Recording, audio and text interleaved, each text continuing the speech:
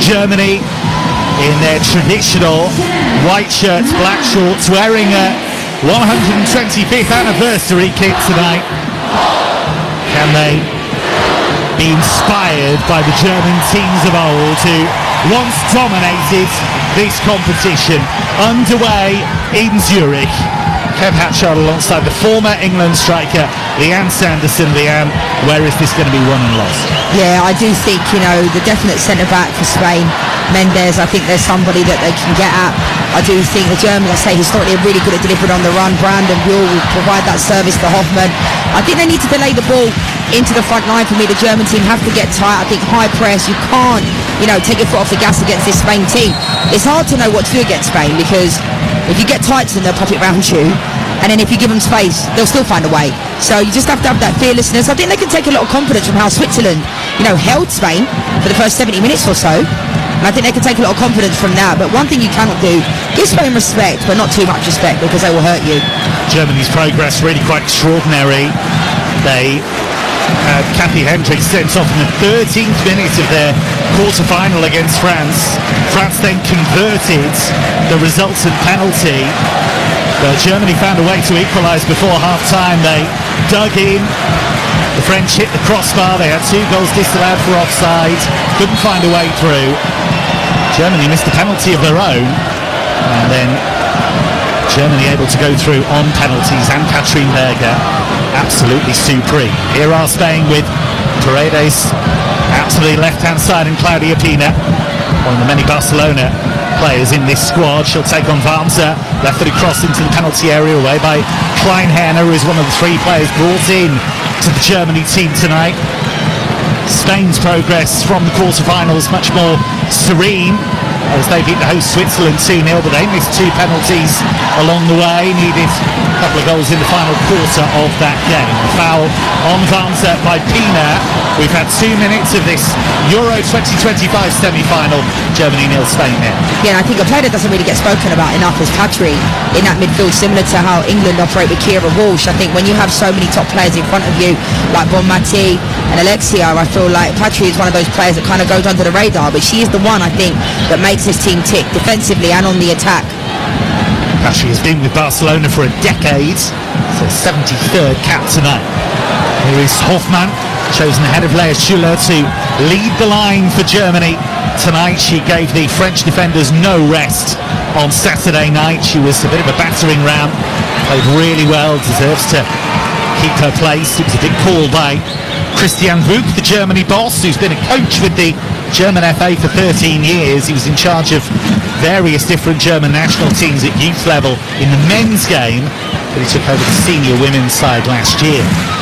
We'll play 2 halfway. Jule Brandt coming into a central area for Germany. She's a really big player for Germany on that right-hand side. A Wolfsburg player who's set to join the French giants Lyon. And she's a player that can make magic happen. She can, and I think we're seeing early signs of Hoffmann dropping into almost that 10 role, and Brandt is looking to get on the right-hand side, and I think that's what they need. If someone's going to drop in that number 9 role, then they're going to need runners, and I think Bull and Brandt will be those players that will have a lot of opportunity. Down this right-hand side, I think Brandt can really hurt them.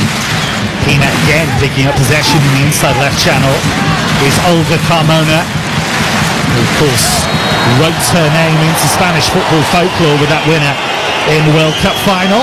And once again, Pina on the end of punishment, and that's going to be a free kick for Spain. Jule Brandt, the offender. Yeah, we're seeing early signs, only 4 minutes into this game, that Germany are not going to give Spain any space on the ball. They're getting really, really tight, but they have to be careful, Kev, because they end up picking up an early booking, and I think the referee's letting a few things go, which I quite like, because you don't want to see players getting booked early on in the game, but sometimes they're getting too tight, and that is a foul. Pina's been fouled now 3 times in the first 4 minutes.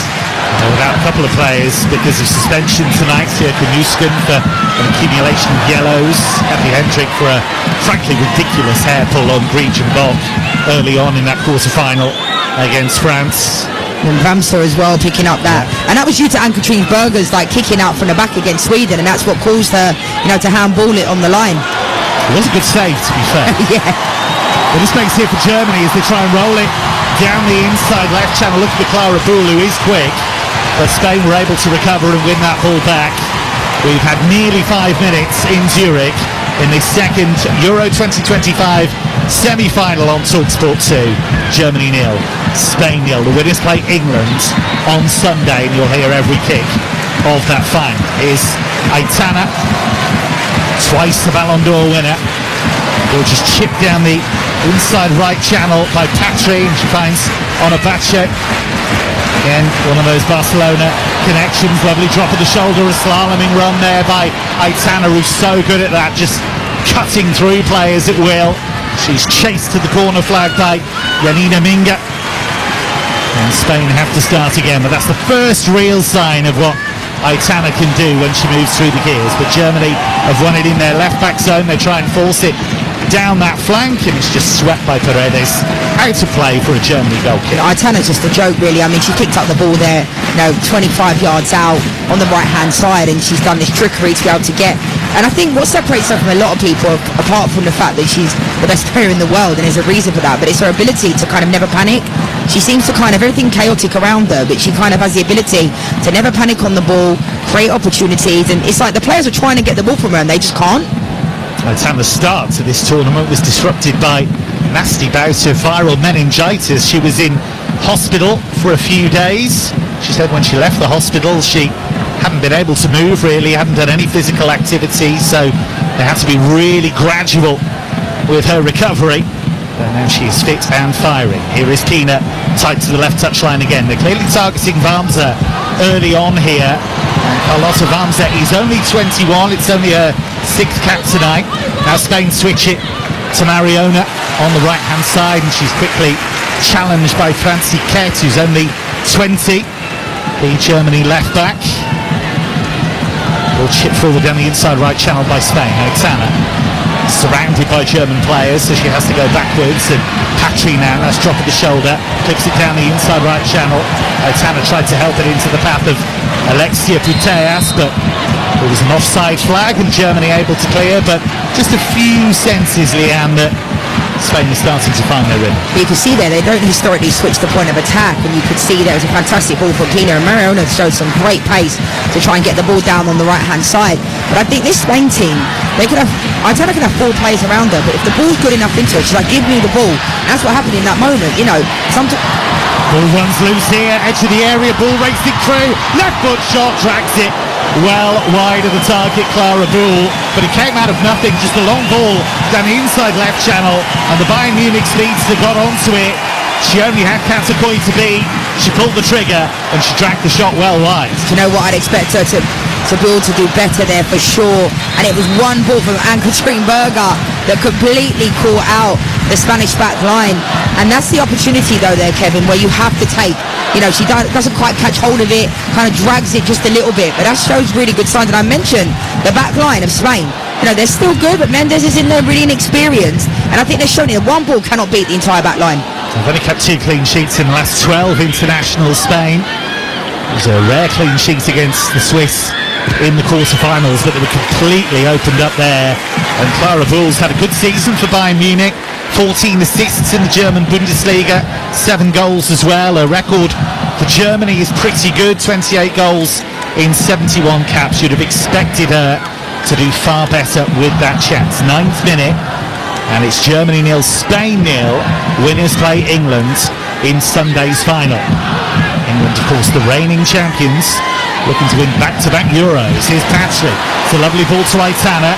Tight to the right touchline. First time cross. The header away was a really messy one. It's been swept up by Germany in the end. Well, that was really messy defending. It was a poor header. Ball bounced around the penalty area, and Wamser had to clear it. Spain have it again down the right-hand side. Here's Patry with again that little dink down the right. This time for Mariona Caldente.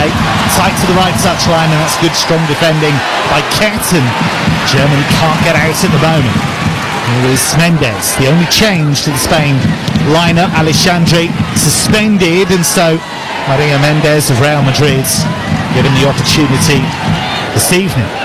Yeah, they're clearly seeing there's a weakness down that right-hand side, Germany's left side position, because they're switching the point of attack in a way that they don't usually do. We've seen a couple of long balls. Aitana picked up the ball on the right-hand side there and went with the early ball, when usually they'll carry the ball into the 18-yard box and sometimes overplay. Francie Kett, who's the left back was a striker by trade. She's only 20. She's been repurposed as a left back or left wing back, and it is only their 5th cap tonight, so you can see why they would test her out. Definitely. Olga with the throw to Alexia. Back to Olga, tight to the corner flag on the left-hand side. Left-footed cross towards the penalty spot. Headed away really strongly, though, by Rebecca Canuck, who joins Manchester City in January. Here's Batcher, former Manchester United player, but her slide rule pass is cleared, and will come now for Paredes. We've had 10 minutes of this second semi-final of Euro 2025, 0-0 in Spain and Germany as Patry tries to lift it over Berger. It's well wide in the end. You can see the idea at least, goal kick. Yeah, I mean, Ann-Katrin Berger's kind of laughing to herself as if to say, you really thought you could beat me from there, but it was ambiguous to say the least, and they're doing things Spain that we're not used to them doing. They don't think they can probably play through Germany, so they're going out wide. Patry tried to hit that ball there just from in front of the halfway line. It wasn't really close, but we're not used to historically them going long, are we? And they're kind of doing that in this game. Maybe they feel like in the midfield, and I'm quite surprised because Nushkin's not playing, and she's usually that player that I feel like can kind of cover the back line but also be closer to the number 10, and Spain are kind of going long a bit more. Here's Olga raiding forward as always from left back, but this time cut back is wayward, and Eula Brandt can bring it forward. That tall, rangy stride that she has, but she's quickly closed down by Patry, who's regarded by many as the best defensive midfielder in the world, but she can get forward. She loves a pop from range, as we've seen already.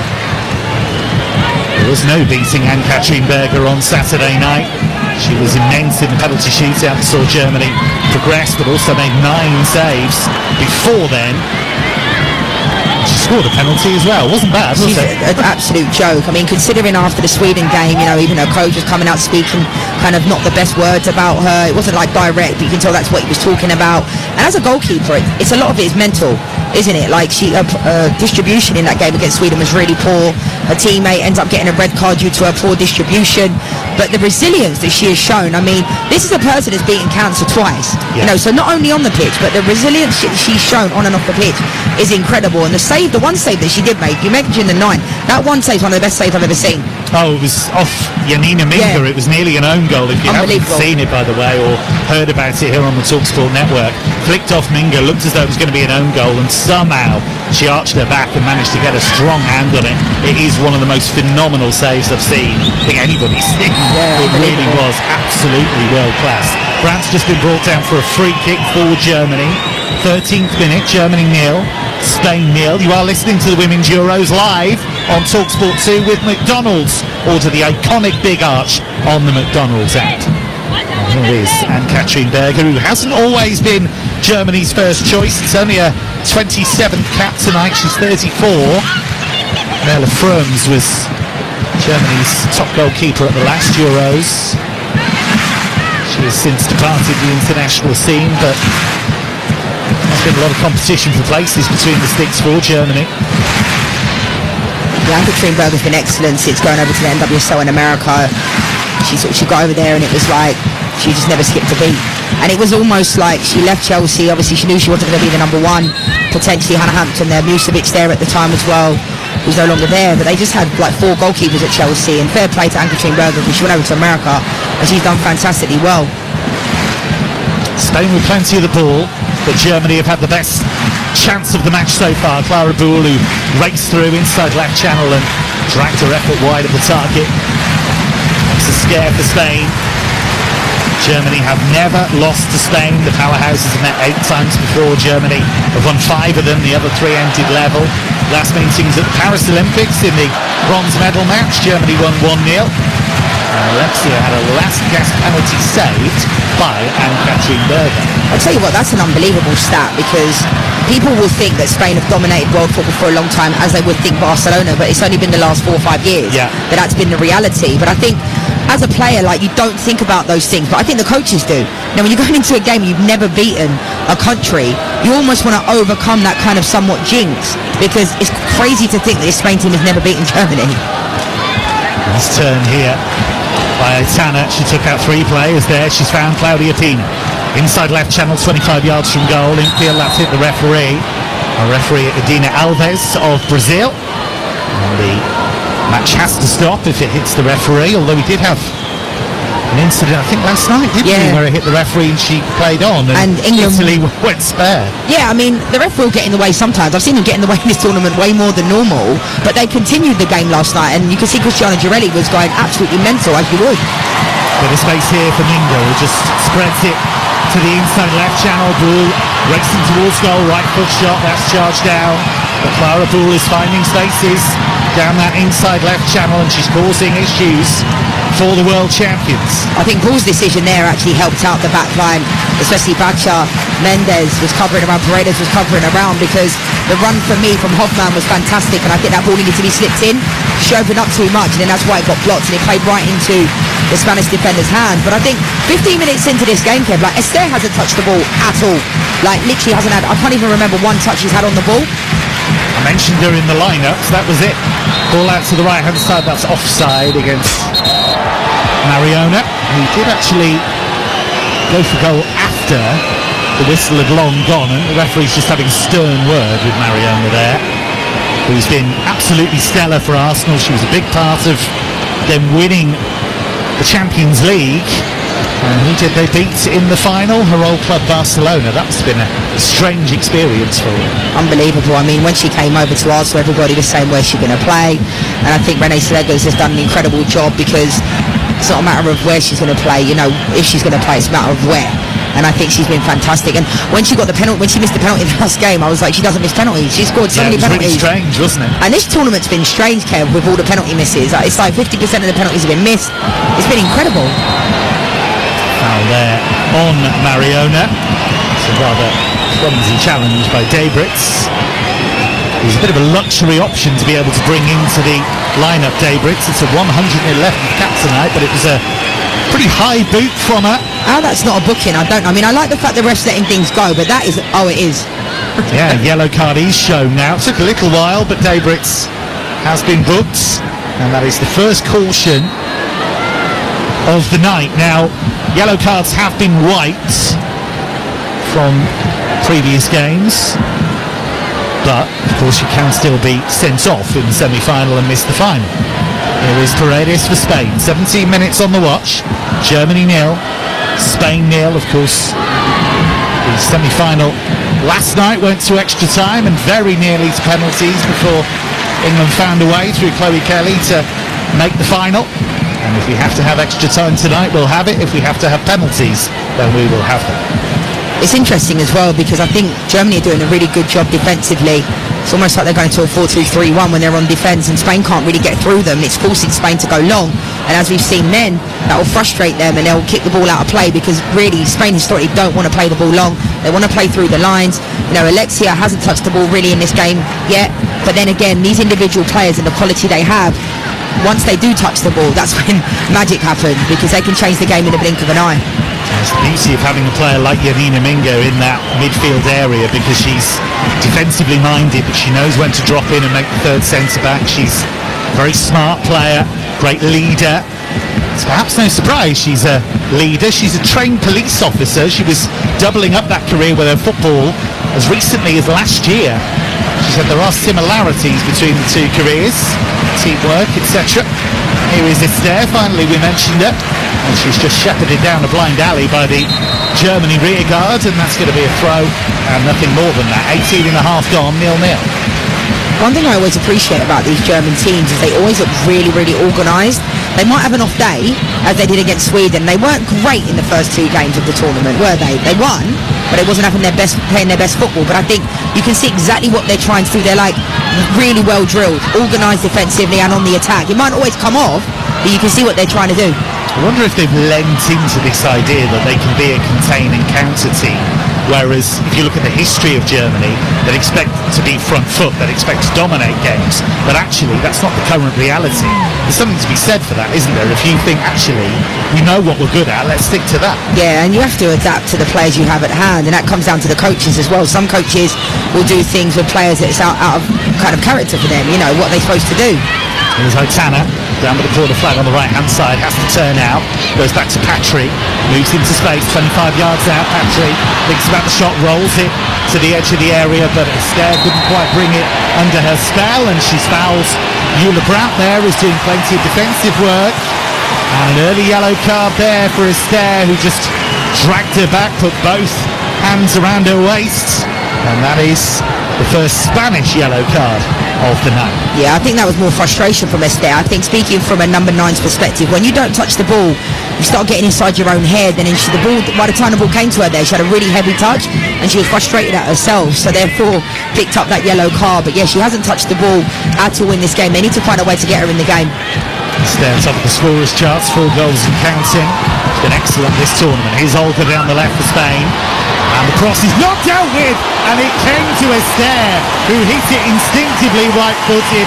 And Ann-Katrin Berger, for the first time tonight, has to respond. Brilliant flying save to take it over the top, but it was an awful defensive error by Germany. Poor error, but this is what they can do. I mean, again, they've gone long to Olga Carmona down his left-hand side. She plays a really early delivery, which is what they've obviously worked on in training against this Germany team. It's really poor defending, but that's such a great strike.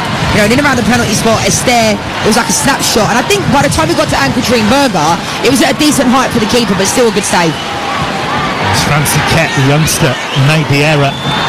Not an experienced defender, not an experienced player, but Berger got her out of jail there. It's going to be a corner for Spain from the left-hand side towards the near post, headed away by Germany. Knark rose highest and flicks it behind for another corner. I'll tell you what, that was really good defending from Knark, because she didn't really get much on it, but I think this defensive wise and her positioning was very, very good, because they're one of those ones you head it behind and it can go off an own goal. It's going to be another corner. Berger just adjusting her gloves, pushing Boule away, making sure she defends Esther. It's going to be Claudia Pina to take this corner right-footed. It's a high-hanging delivery towards Paredes, who makes the header, but it's straight at Berger, who claims it head high. And we're in the 22nd minute of this second semi-final at Euro 2025.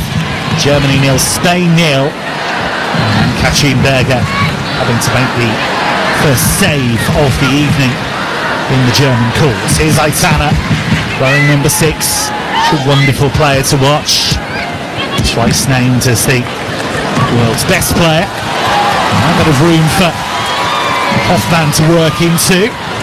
Just 10 yards inside the Spanish half, but that attack breaks down, and now Mariona in field to Aitana. We've not seen much of Alexia so far. Quiet start from her. Here's Batcher. To the right-hand side to Mariona. Tried to keep it moving. He tried to double up on that right-hand side with Esther coming across to make the extra player, but didn't quite work out, and the attack breaks down. Yeah, I think Germany are doing a really good job on Alexia and Bonmati in those areas, and Esther, because I think Wenger's dropping in that area, like you mentioned, Kev, providing, you know, some support for the back line, and I think it's quite difficult. Alexia can't get on the ball, and Hoffmann's also dropping in as well defensively, and I think it's preventing Spain from really giving the ball to Alexia. Mentioned that Janina Minga is a trained police officer. There's also a fair bit of organisation from Sophia Kleinherner. She's a reservist in the German army. Wow, I mean... So, the discipline is there. There's no doubt about it. Yeah, I told you they were scary to play against, Kevin. That's true to it. There is a lot of room for the goalkeeper Katakoi, who did miss the start of the tournament. She had a bout of tonsillitis, which is never fun. That's a ball driven by Olga towards the edge of the area, and then a foul by Alexia as Kleinherner gets brought down. See that early ball again though, Kev, like Olga, it's clearly something they thought they can really catch Germany off guard by playing that early ball, because I think Spain are not usually this transitional. They're not usually 2 touches, get to goal. They usually be played through the lines, and Olga has now got the ball down this left-hand side a little bit more. The first 10-15 minutes I felt like Spain were getting a lot of joy down the right with Mariona, so I don't really know why they switched it up so much, but they're definitely trying to go for the early ball, and it doesn't look natural for them to do that, and that's why I think it's getting cut out. It looks quite rushed.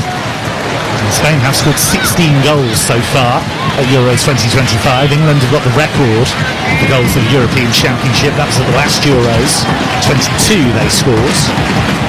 Spain have been rattling in the goals, but so far being frustrated by this incredibly hardy German team that frustrated France. France were absolutely devastated after that quarter-final. Another game really at a major tournament that's got away from them. You have to give Germany just the most immense credit for the way that they play. Here's Paredes, captain for Spain, rolls it to Mendes, inexperienced centre-back partner. Paredes certainly doesn't lack experience. Cap number 118 for the 34-year-old tonight. Here is Patra out to Aitana, inside right channel, midway inside the Germany half. Goes back to Batche. Batche forward, but half cleared. Mariona tight to the right touchline, midway inside the Germany half. That's a good ball into the feet of Alexia. Alexia has it again, that blonde hair just bouncing behind her. Spain now trying to move through the gears. Mariona seen a seam of space. She found Pina, edge of the area, rolls it out to Alexia. He wasn't expecting that. A few of us were expecting Pina maybe to let fly from there, but window of opportunity didn't open for her. Now the cross comes in from the right, well dealt with by Kleinherner. Germany haven't quite cleared their box though, and Patry with the shot on the turn. That's charged down with pressure from Spain though. 26th minute, Germany 0, Spain 0. The winners play England in the final. And now free kick is given against Minga. That's for Spain, inside right channel, about 35 yards out. Yeah, it was inevitable they were going to give away a free kick there, because every single German player was kind of in and around a 20-yard space, and it's like, how these Spanish players find space when it's so congested, I'll never know. And they get out of areas, they move around the pitch in triangles, you know, they do almost like mini rondos around the pitch. You know, they create that overload, but like, they're so comfortable at the ball. They're like, Pina's giving it to Alexia, she's got 4 players around her, and she gets out of the situation. And this is a dangerous area for them to be able to put the ball into the box, right? It is remarkable that they can make the biggest games basically look like a big rondo, can't they? Like you say, I mean, it looks like a training session. Sometimes they have that incredible belief, not only in their own ability, but in each other. They all realise what a high level they're capable of reaching. Do you get the sense that there's a little bit of frustration creeping into Spain because they haven't been able to find a way through too often, and the one big chance they had came from an error from Ketz, and at the other end, Clara Bull had a great opportunity. Yeah, and I think it was a similar story against Switzerland, but I think because they're going up against a weaker opposition, I think they had this feeling that it was inevitable they were still going to win the game, because Switzerland defended really, really well, but they didn't quite have any opportunities in front of goal. And I feel like this Germany team are doing a really good job defensively at frustrating Spain, and they're not really getting any clear-cut opportunities. Esther hasn't touched the ball. You know, they're not getting into those areas. But I think the thing about this Spain team, they can kind of take it to another level if they really want to. Rebecca Knark is just receiving a bit of treatment here, just limping off the pitch. Christian Fuchs' team down to 10 players at the moment. A very important defender for them, which is remarkable when you think she hasn't actually got that much experience really in the international game. It's only a 9th game. They can't really afford to lose any further players, especially in the back line. Yeah, Jesus, like, it's been crazy, isn't it? Yeah, and we're down to 10 players at the moment because she's having treatment on her left leg, and Alexia's over this free kick. She plays it short. Mariona around the corner, ball breaks into the penalty area, but it rolls into the grateful gloves of Anne-Catherine Berger, and again that just got away from Esther. It just hasn't happened for her so far in the opening half hour. Yeah, for me, I like the intricacy that they're trying, but I think that's overplaying in those moments. I think, you know, Germany are not going to stand there like cones and allow them to do that against a weaker opposition, maybe, but I just don't think you need to be so pedestrian in those moments. Like, I'm not saying just put the ball into the box and go route one, but trying to pop the ball 2 or 3 times around before, and you're that close to the goal, it makes no sense to me. There's an argument for just whipping it in when Knark isn't there, but they didn't do that. There's Jule Brandt though, down the right hand side for Germany. What a player she is. And she jabs it forward here for Debrit, cuts it back. Hoffmann missed it completely. She was around about 14 yards out. It was there to be hit, and a complete air shot, right-footed, and Spain were able to clear. Germany are opening Spain up here. They are, and I mentioned about them being able to go through the middle with Hoffmann or out wide. Brandt done fantastically well there because she had 3 players around her and was able to come away with the ball. And in the end, I thought Paredes defended really, really well. There's Pina. There's a lot of the ball in the opening minutes down that left-hand side, and there's been a bit starved of service since then. Mendes rolls it to Paredes in this centre circle. She just drifts the ball beautifully into the path of Pina. Lovely first touch as well. Forward to Alexia. She plays it low into the penalty area, and that's swept away by Yanina Minga, the captain. Once again playing that role of defensive screen in midfield very, very well. There's Pina. You can hear that there's a fair bit of German support in Zurich today, because whenever they feel a Spanish player has transgressed against a German player, they get a fair bit of treatment afterwards. Paredes forward looking for Pina. Again, Germany able to clear. But Germany, when they have these moments in the final third, have to make better use of them. We've had half an hour. I'd argue Germany have had the more presentable chances so far. Here's Mariona, brilliant play to get away from Francie Ketz, who's getting a bit of an education out on that German left. But then Spain lose it. Bull can lead the charge. Clara Bull in off the left touchline, beats a couple of players and rolls it back. Germany will look to switch from left to right, and they do so.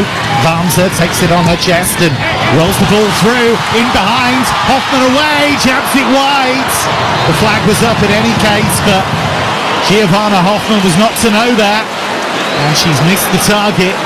And once again, Spain looking vulnerable. It was a tight goal, Leanne Sanderson. Yeah, it looked offside to me as soon as I saw it, but it was a fantastic early ball from Warmser. Fantastic ball. Essentially, Hoffmann couldn't really do much. It wasn't a matter of could she hold her run, because the ball came early.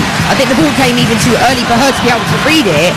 And I think the Hoffmann there, she didn't actually know she was offside, so it was a poor finish in the end. But I did mention, I felt like Germany were going to get a lot of joy out wide.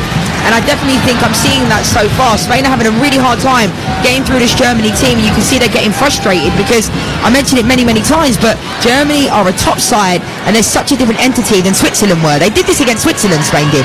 It was probably their worst performance of the tournament, but because it was against Switzerland, they found a way. But Germany, a much more potent and experienced team than the Swiss. There's Ann-Kathrin Berger, who just lifts it out to the far side, but not very well, and Mariona nearly got in there, and Germany able to help that out for a throw. You are listening to the Women's Euros live on TalkSport 2 with McDonald's. Try the new Big Arch now. Spain 0, Germany 0 here on TalkSport 2, and Francie Ketz is just coming together with Mariona. Mariona stood her ground, and poor old Ket felt like she'd run headlong into a fridge. Yeah, it just looked like she had the wind knocked out of her. But I think it's interesting, because we know that Spain are going to outpass you, we know they're going to outpossess you, but like right now they've got 79% possession, Spain have, and I think for Germany they're treading a fine line, because I'm looking at it and I'm thinking Germany do look like the team that's more likely to score. They've had a couple of opportunities, Bulls should have scored that one opportunity, but I think when you're chasing the ball like they are, that gets tiring. Can they do what they did against the French at the weekend and somehow find incredible reserves of energy? There was a lot of debate actually about the lack of substitutions from the coach Christian Vuk. He was adamant that he did the right thing. He was vindicated in the end, but it did cause a fair bit of debate back home and elsewhere. Pina back to her goalkeeper Katakoi. It's funny that, isn't it? We all think we can say Serena should bring on these subs, should do this. We all think we can coach and manage. Like, we have our idea of what we think should happen, but I think there's a reason why these coaches are in this position, because I say coaching and managing is an art, Kev. You know, it's all very well saying this player should play, well then who comes out of the lineup then? We're all coaches, Leah. We are. We're all coaches. And we're always right. Exactly. Free kick against Germany. Claudia Pina with a shake of the head. Only 23, Claudia Pina. It's 20th cap. She's got 9 goals at international level. And the window was rather open for her by her clubmate Salma Parajuelo, who took a perfectly understandable break from the sport for 4 months earlier this season. She is on the bench for Spain tonight, but she had reached the edge really in terms of her mental reserves, certainly her physical reserves, and she made that quite plain. It was a rather brave decision, truth be told. Here's Aitana down the inside right channel, but Germany able to half clear it. Back into the box it goes, but that's straight into the gloves of Berger on the bounce, and she volleys forth quickly, looking to release Germany early. Mendes will come across, and They'll just hold off Hoffman, who gives the thumbs up to Berger. There's nothing wrong with a long ball early, is there? Well, no, they got him behind that one time where it was a one straight ball to ball. But what I will say is that in those moments, though, sometimes Germany, I think they need to take their foot off the gas, possess the ball a little bit, because Ann-Katrin Berger trying to play that ball up to Hoffman. There's 3 players around her, and it has to be, and Ann-Katrin Berger has that in her locker to be able to half volley it into the path of somebody. But I think in these moments, like, it's quite wasted, because I'd like to see this German team possess the ball a little bit, you know, draw in the Spanish players, because they just haven't had the ball. It's a tiring business playing against Spain at the best of times. Any break you can manufacture is worth it. 10 minutes to go to half-time. Germany 0, Spain 0 in Zurich. England await the winners. That game live on the TalkSport network on Sunday. It's a 5 o'clock kickoff. Long ball by Spain to Olga, left edge of the penalty area. Faced by Wamser, who's trying to stick with her and did really well. Carlotta Wamser's done brilliantly. Picked Olga's pocket there and gets Germany moving. And then Hoffman did exactly the kind of thing Leanne Sanderson's just said she shouldn't do, just banged it downfield. Yeah, I imagine at half-time, you know, they'll be having conversations about that, because they have other opportunities, but there's one thing being direct and being transitional, and there's one thing rushing it. And I think Germany are getting the ball, and it's like a hot potato. They're kind of rushing it. Ball played through towards the stair here, and Berger really alive to the possibilities there. Came off their line, gobbled the ball up before a stair could get there. That's been an extraordinary tournament for Berger. She says she's not really an emotional person. She doesn't want to dwell on the past. She says she's living her best life. Christian Vuk, the coach, has said because of the extreme experiences she's had recovering from cancer not once but twice, it's helped her bring real calm and experience to this Germany team. Here is Jule Brandt down the right-hand side, goes down, referee has a look and waves play on. Medina Alves from Brazil. Jule Brandt wasn't too happy about that. Here's Aitana, midway inside her own half for Spain. Mariona, that was neatly done. Quickly just jabbing it out to the right-hand side of the outside of her boot. Here's Aitana, balletic spin. Now a bit of space for Olga. Blonde hair. Forward it goes to Claudia Pina. She's under pressure from Wamser. Wamser's had a great start. Really has. They started to target her in the opening minutes, and she said, okay, well, you can try that. I'll show what I'm made of, and she really has so far. She has. She's been brilliant, and I think Germany are doing a fantastic job at giving Spain absolutely nothing. Here's Alexia on the half-turn, squeezes it through. It just flicked off Kleinherner, and she did enough with it to take enough pace off the ball, and actually the offside flag has gone up in any case. And it just isn't quite happening for Spain. Esther has been a peripheral figure. We've not really seen Claudia Pina have too many runs at her opposite number.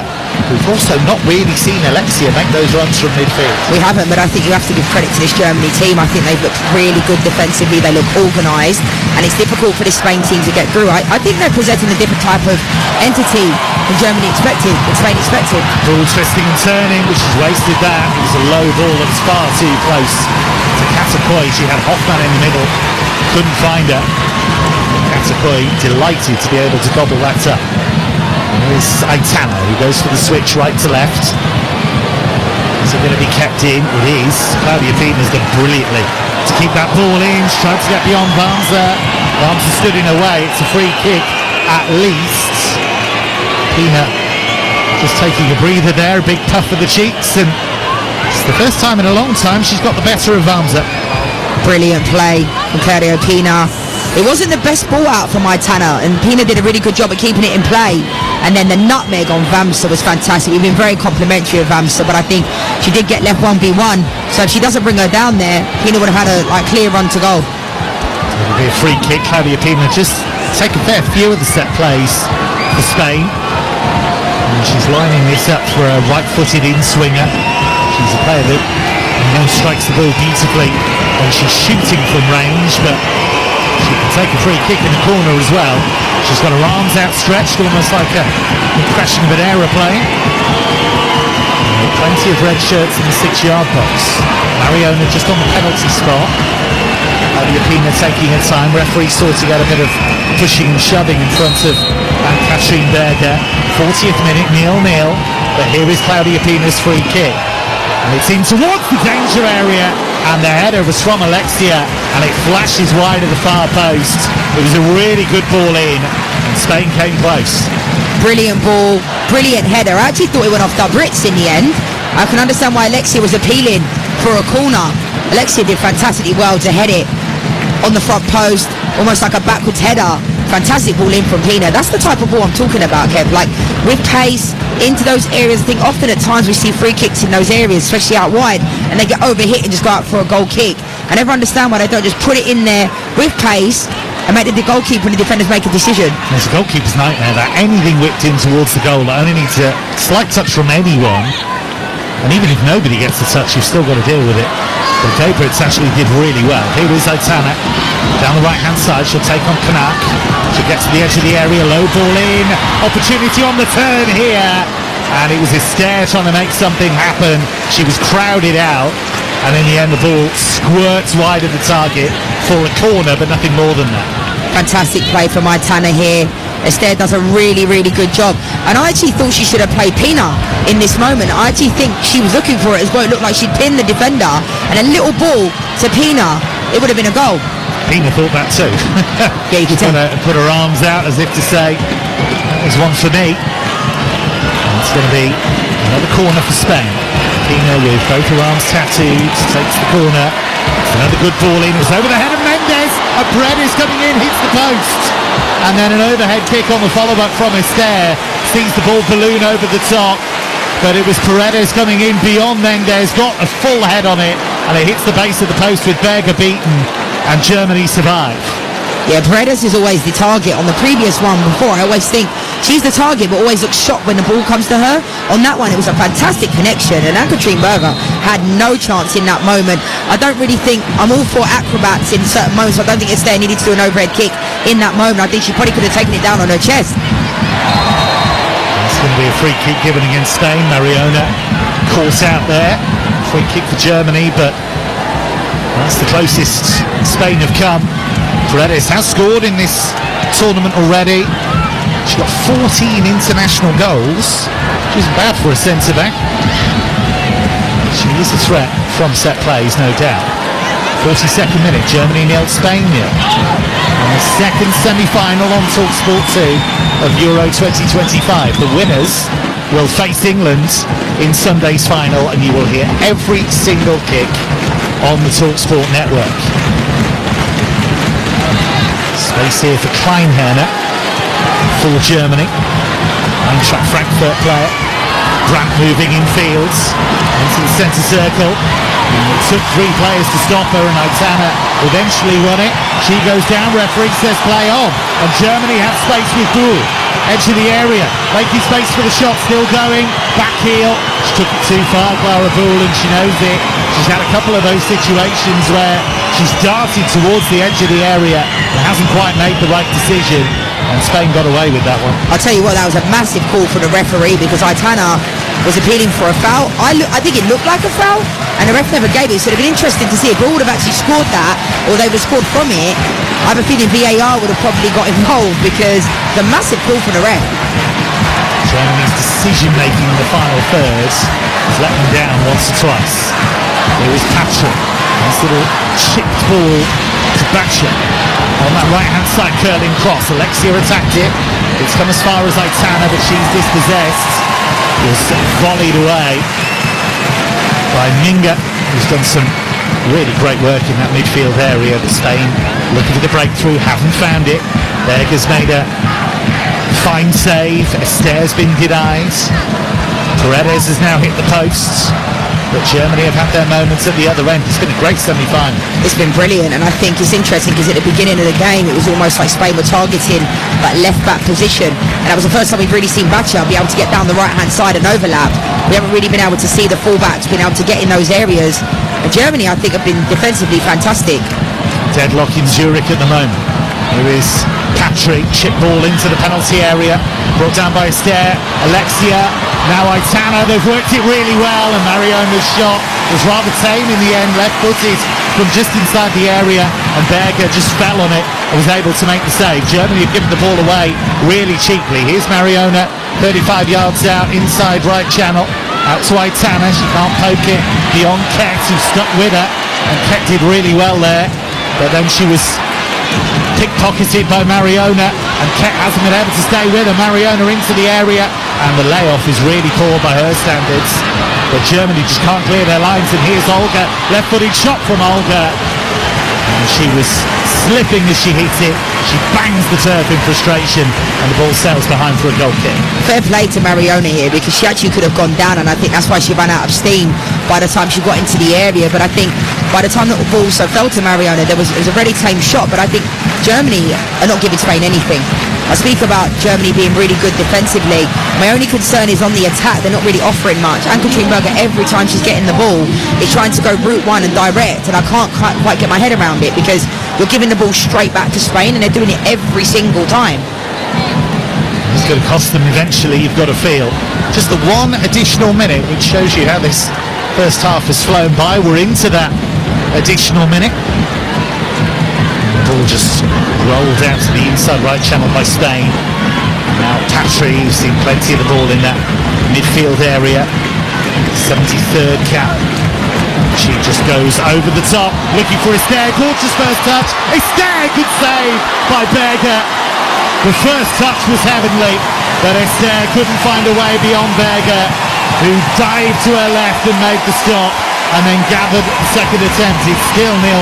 I mean, this ball from Patry is exquisite. The first touch from Esther, you're not going to get a better first touch than that. Here's Pina into the area. Right foot shot, didn't get any purchase on it, and Berger able to dive to her left and make a really comfortable save. Two big chances for Spain right at the end of the half. They couldn't take them. It's unbelievable, because this first touch from Esther was exceptional. Doesn't quite catch hold of it on her left foot. Then Germany give the ball straight back to Spain. Pina gets the opportunity, and there's a tame shot in the end. At Wembley, and we are back underway in Zurich. Germany playing from right to left in their iconic white shirts, black shorts. Spain all in red, attacking the goal away to the right-hand side. And Germany were preparing to make that change, but it seems as though Dahlmann is not ready. She's got the tracksuit off, she's got the kit, and she's just strapping on a shin pad, it seems, just to make sure that it stays on. Very odd. Well, we'll get a bit more on that for you, but Germany have actually been able to win themselves a free kick. Debritz is still on, so we'll see who Dahlmann comes on for, but she's clearly meant to come on and hasn't actually done so just yet. So free kick to Germany, wide on the right-hand side. They played it into the penalty area, and the header is wide from Giovanna Hoffmann. That's the chance she's been waiting for all night, and she's guided it well wide to the near post. Yeah, I think Hoffmann has to do better here. You can see Brand just ran offside early on, but I think Hoffmann, I mentioned the opportunities against Spain will come few and far between. They've had two now that I think they should have done better. I think Hoffmann there, he has to control it. She had time to control it, but there wasn't much power on the ball. You've got to put it in the back of the net, or at least make the keeper make a save. It's a clever run by Brandt just to upset the Spanish defence. Germany made a really good start here. Debritz down the right, but she's lost it to Alexia, who's in the left-back area. She just bangs it upfield, left-footed, towards Esther, who holds it up well, but then Olga loses out. Now it's with Kleinherner for Germany, just inside the Spanish half. And still no sign of Linda Dahlmann. Yeah, it's quite unique. I mean, Germany historically do this. Remember Alexander Popp in the final? She actually took she was in the starting 11 team picture, and then didn't even play the game. Like, they have weird things happen to them. It definitely looked like that Dahlmann was coming into the game. Maybe the coach made a different decision last minute, because it don't take this long to sort your shin pads out. It's very odd. She was on the pitch, ready to play. Full kit. And then suddenly was back on the sideline. So go through the two lineups for you in a moment without Dahlmann. Here is the Spanish captain Paredes. 0-0 in Zurich. Germany 0, Spain 0. Winner plays England in the Euro 2025 final on Sunday. It's a 5 o'clock kickoff. Adrian Durham will be your host. Joe Shannon, your commentator. The former England striker Tash Dowie, the co-com for that one. Every kick of the Lionesses' effort to defend their title will be on TalkSport. All over the top by Spain, all the way through to Berger. We'll just let that run onto her instep and just gather the ball. So Berger in goal for Germany. Kepp, Kanak, Kleinherner and Varms to the back four. Minga is the defensive shield in midfield. Debritz and Zenz ahead of her. Boul and Brandt out wide. Hoffman in attack. Spain with Catacoy in goal. Batchet, Paredes, Mendes and Olga the back four. Aitana, Patry and Alexia in midfield. Mariona, Esther and Claudia Pina the front three. Germany try and burst down the inside right channel. Comes to Hoffman. Good start this by Germany to the second half. Debritz, that's a nice ball. Boul, edge of the area, left corner. Clara Boul cuts it back. Eula Brandt with the shot charged down. What did that hit? Referee says that's okay. Germany wanted handball. A lot of the fans in this stadium wanted handball. Big German support at the Letzigrund tonight in Zurich. Big German community, of course, in Zurich. And Germany still asking the question about handball. Didn't look it to me, I have to say. No, and they're obviously going to check. You know, they check everything. It looks like it could have been a potential a double handball off of Patry, but that would have been harsh. You know, the arm was down by her side. I understand why they appeal, because why wouldn't you? Of course. 4 minutes on in the second half. And Germany made a rip-roaring start to this second period. Germany 0, Spain 0. Spain, the world champions, of course. Spain, who went out to England at the quarter-final stage of the last Euros. Spain, whose last defeat was against England. That was in the Nations League back in February. Since then, they've won 9 games in a row. They've scored 37 goals in the process. It'll be interesting to see as well, because there's been a number of individuals for Spain that haven't been at it. But how long do you let it go? Because then, are you trying to let the game go and see? Because you don't take off players like Alexia and Aitana, do you? In a game like this, you don't. But they're not having their best game. Especially when it might go to extra time. Exactly. You might need to control it if you can, because it may all be about those mental and physical reserves. There has to be a winner tonight, so we could have extra time, we could have penalties. Mariona trying to get the better of young Francie Kepp, who stuck with her stride for strides. Mariona wants the free kick against Katz. It's been a good battle, that one.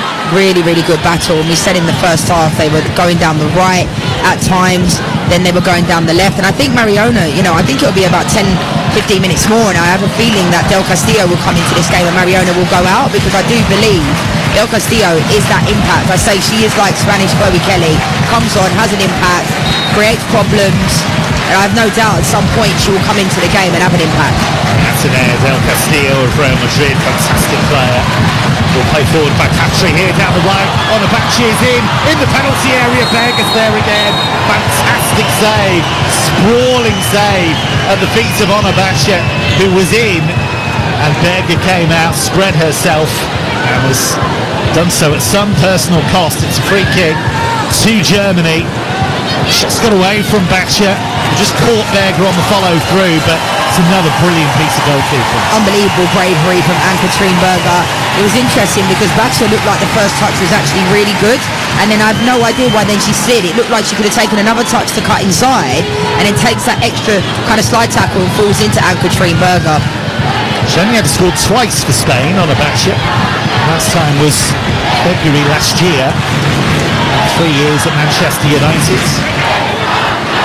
0-0 in Zurich in this second semi-final of Euro 2025. Live on TalkSport 2. We've brought you all the big moments across the TalkSport network, and the biggest moments are still to come. England are through to the final on Sunday. Who will they face? Ball chested down by Debritz, tries to help it on to Boul, and the attack breaks down for Germany. Hatchard alongside the former England striker Leanne Sanderson for this one. Leanna would love to know what went on with Linda Dahlmann there. That was very odd. It looked like she was coming on, it might have been was suddenly back on the bench. Yeah, and it might have been a miscommunication. Maybe the coach has said, you know, get ready, you're coming on, but she thought it was right now potentially because, you know, she was fully in her kit, ready to go. And then maybe it's a weird one, because if you're told you're being pulled at half time, you know, we'd expect Debritz to be that player that would come off. Like, you would know that you're coming off. So it's a weird one. I've no doubt Dolman will come into the game at some point soon, but yeah, it was a weird situation. All dressed up for the party and didn't have an invite, as it turned out. But like I said, that Alexander Pop one at the final was so strange. We did the starting 11, she's in the picture, Yeah. and then ends up not being able to play, and it was really That was strange. huge as well, because she was such an important player. She's another of the big names they no longer have, actually. You think of players like Marina Hagering as well at centre-back. She's no longer part of the picture. You think of the players they've lost. Julia Kvin suffered a tournament-ending injury against Poland in the very first game. They've not had it easy, Germany, in this tournament. You know, I think's been great though. Kvin, like, when you pick up an injury like that, especially early on, she's been part of everything. She's doing the huddle before the game, she's in their pre-game speech.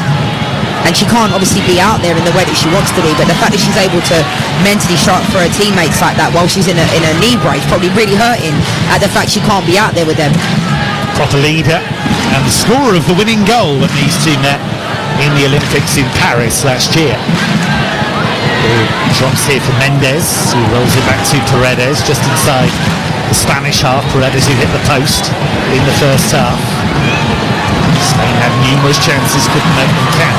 Here's Esther racing onto a long ball down the left-hand side, the far side. As we look at it for Spain, she just lays it off. Mendes is there, but she's lost it to Hoffman. And Hoffman, bundling away infield, wins the free kick, and she does a little fist pump. She's won the free kick from Patry. Patry looks as though she's seen the ghost. I mean, I thought that was a clear tackle. I don't see anything wrong with that. I think Patry won the ball. I think the ref couldn't really see because Alexia actually flew in as well. But then I thought it was actually a foul on Alexia. So it was a weird one. You can see Patry kind of like laughing as if to say, what is that for? A bit dumbfounded by that, I think, Patry. And Katrin Berger all in dark green. Goalkeeper waving her teammates forward. Ball is pumped down the left-hand side to Boul. Clara Boul, who runs into Batcher.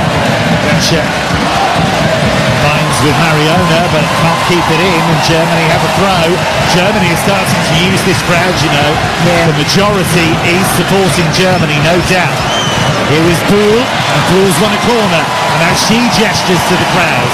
And why wouldn't you use the crowd? Definitely. We've seen Hoffman do it there. We all do it there as well. Definitely the German fans have come out in full force.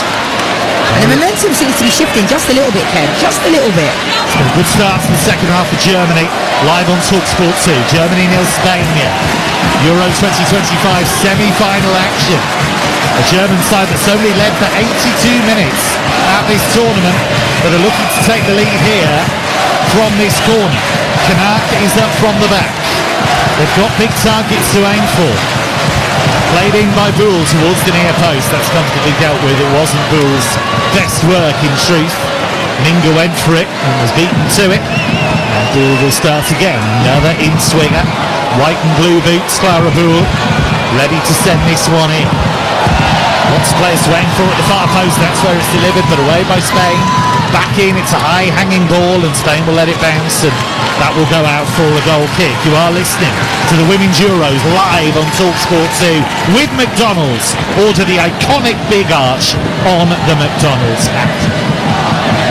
Yeah, it's been a great start to the second half for Germany. It has, and I think that's where they need to make the most of that. We all picked up that ball there on the set piece, and it wasn't the greatest of corners. Gorgeous first touch by Esther. She has some lovely moments. She's found Mariona down the right, who's chased by Boul. Two wingers have doubled up really well for Germany tonight.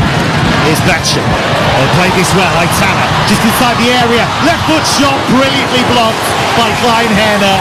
A diving challenge that sent the ball looping over the crossbar, and Aitana's denied. This is a fantastic block from Kleinherner, because for me, it was interesting because it looked like it was going in the bottom left-hand corner from Aitana. Did Ann-Katrin Berger have it covered? But it's a brilliant tackle. You can see Aitana, when she's cooking and she gets going, that's when magic happens. Really good play from Spain. It's one of those as well that can just flick off a defender past the goalkeeper, so Kleinherner did well. Here's the corner towards the far post, headed away by Minga. It drops to the edge of the area, and Brandt gets them on the move. And now Bamsa charging down the left-hand side for Germany. Carlotta Bamsa couldn't get the better of Aitana, who managed to get a boot in. And that's It's going to be a throw to Spain, but Germany starting to really get the bit between their teeth here. They are, and you know what, Aitana, we speak a lot about her on the attack, right, but she's actually really good defensively. Like, she doesn't have the slide tackle, she stands upright, she's able to win the ball, and she presses from the front really well. I mean, she recovered really well there. I don't think people talk enough about her defensive play because we love watching her go forward. And she's tenacious, no doubt about that. Here's Olga, down the inside left channel for Spain, rolls it out to Pina, left edge of the penalty area, away from Barnes there, but she can't get past Kleinherner. Brilliant block challenge, and that goes behind for a corner. And every time Germany do anything positive, they are playing to the crowd here.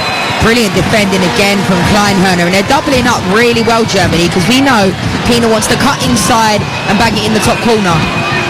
Claudia Pina's just put her palms on her shoulders, presumably some kind of signal to her teammates about where this ball is going.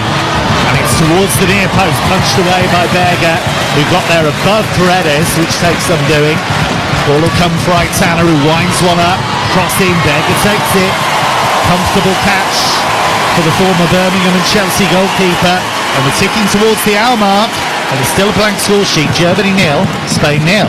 Excellent from Berger there, commanding the first punch from the corner. We've had conviction, it got distance on it, and then the second one, Aitana put it in pretty early doors. You'd expect her to kind of take a touch there, but very commanding, confident. Spain, the world champions, being held. Now Dalman, who looked as though she was going to come on at half-time, has got the bib back on. So who knows what happened there. Mingo with another brilliant interception in midfield, and Germany starting to get forward in numbers. It was all a bit hit and hope in the first half. I think Christian Vuk has clearly got the message across to his players. Look, if we're going to break, let's break together. Yeah, definitely, and I think defensively they were excellent in the first half, but I think they needed a little bit more. They had the better opportunities in front of goal, and I think Spain need to up it a little bit, you know, especially on the attack. We know how good they can be at possessing the ball, but I think right now Germany, they look like they've got the momentum. Swiss coach Piers Sundhage is in the stadium this evening. One of the great coaches in international football history. Played forward here towards Bratchel and well covered by Clara Boer. He just boots that out of play. And he takes out one of the cameras in doing so. Bratchel to take the throw. An hour gone in Zurich. Germany 0, Spain 0. England already through to the final, awaiting the winners. Going live on TalkSport on Sunday. Really panicky clearance from Boule, but she got something on it second time around, and now will be taken by Mendes in the centre circle. Maria Mendes, who's only won a handful of caps, brought in for the suspended Alessandri tonight. And now Mariona, nice drop of the shoulder, beats three players with an angled ball. Back to Mariona. Mariona's cross deflected to the edge of the area, but it wouldn't fall for Alexia, who's been on the outside looking in tonight.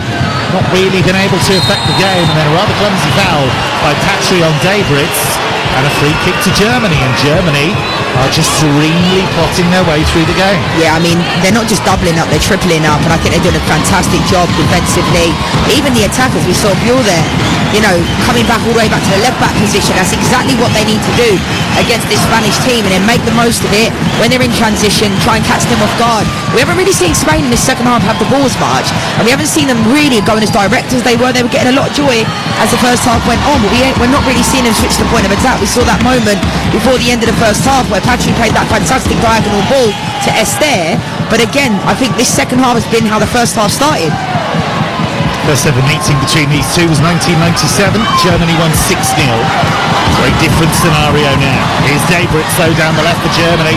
High hanging cross, and Katakoi caught it, but it was an odd catch because she had her hands pointed down. Could easily have dropped it, but was able to gather in the end. That was a strange bit of technique from a goalkeeper that's regarded very, very highly. No harm done, but it was odd. It was quite strange, but I think that's one of the first times we've actually seen. I spoke about the Germans historically being good at delivering on the run and putting balls into the box. That's probably one of the first times we've actually seen Katakoi actually tested in that moment. I don't think they put balls into the box. Not really seen Jule Brandt in those wide areas, but now Hoffmann finds Boule. Ball just inside the penalty area for Germany. Clara Bull onto her right foot, saved by the knee of Katakoi. Bull's crossed to the far post, and that's dealt with by Claudia Pina, although Vamsa will collect. Vamsa onto her left foot, cross to the far post, and Spain can let that bounce behind, but Clara Bull has looked the most likely for Germany tonight, and she fizzed it in right-footed, and Katakoi did enough. It's a brilliant save from Katakoi because Bull did everything right. Cuts inside and she ends up hitting it with her thigh. Great moment there from Germany. Now they look like they are making that substitution that we thought they were going to make at half-time 20 minutes later. All good things come to those who wait, and Linda Dahlmann finally gets her opportunity. I think one of the considerations for Christian Buch, the coach, was that Daybrooks was on a very early yellow card. So Dahlmann, who would have had a claim to be a regular starter at this tournament, but it hasn't quite worked out that way. She gets the opportunity to make an impact. She started in the first couple of games, didn't she? And I actually thought it was quite admirable that she actually said when she got taken out of the lineup, she's like, I didn't have my best game. And she definitely didn't. So it's difficult, isn't it, when you start and when you're coming out of the team, and in major tournaments, coaches don't historically change the 11 usually unless someone's playing like really poorly. Ball switched from left to right by Spain. Mariona with a nice first touch to find Aitano. Tried a little dragged back heel to find Mariona, but it was a little over elaborate, and Germany just banging it long. Nothing elaborate there. Katakoi coming a long way from home to deal with that. Sweeps it upfield, the Spain goalkeeper. Now Ketz. Remarkable situation for Francie Ketz to be in. Her 5th cap for her country is a European Championship semi-final in a position she hasn't always played. Yeah, I mean, this is why it's important to have a fantastic squad and players that kind of never get fazed by anything, because Germany have dealt with a lot in this tournament. Injuries, red cards, and they've shown a lot of resilience.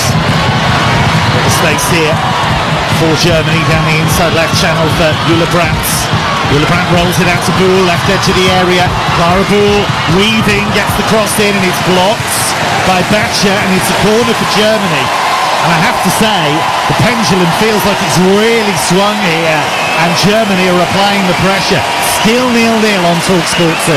Yeah, definitely. I think Ball's getting into really good moments on this left-hand side. Dahlmann's come on as well. They'll be looking to make an impact. And this is where I think they can capitalise on set pieces. Bull to take. Dahlmann has gone short. Bull with her hands on her hips. Can she get this one right? Plays it towards the far post. It was over the head of Hoffmann. No sign of a change up top, and that makes sense as well, with Hoffmann battling well. Berger with a poor ball there, though. She just swept it out towards the left-hand side, and the ball rolls behind for the goal kick. You are listening to the Women's Euros live on TalkSport 2 with McDonald's. Try the new and iconic Big Arch. Germany definitely the team with momentum right now. Their World Cup campaign in 2023, a complete disaster. Failed to escape the group stage. Nobody really saw that coming, but they were dominant in qualifying for this tournament. Won all but one of their games.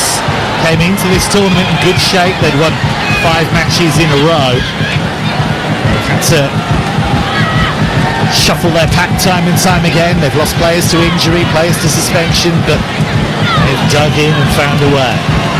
Up against the world champions, tournament favourites. Here's Alexia. Poor ball from her. Don't say that very often.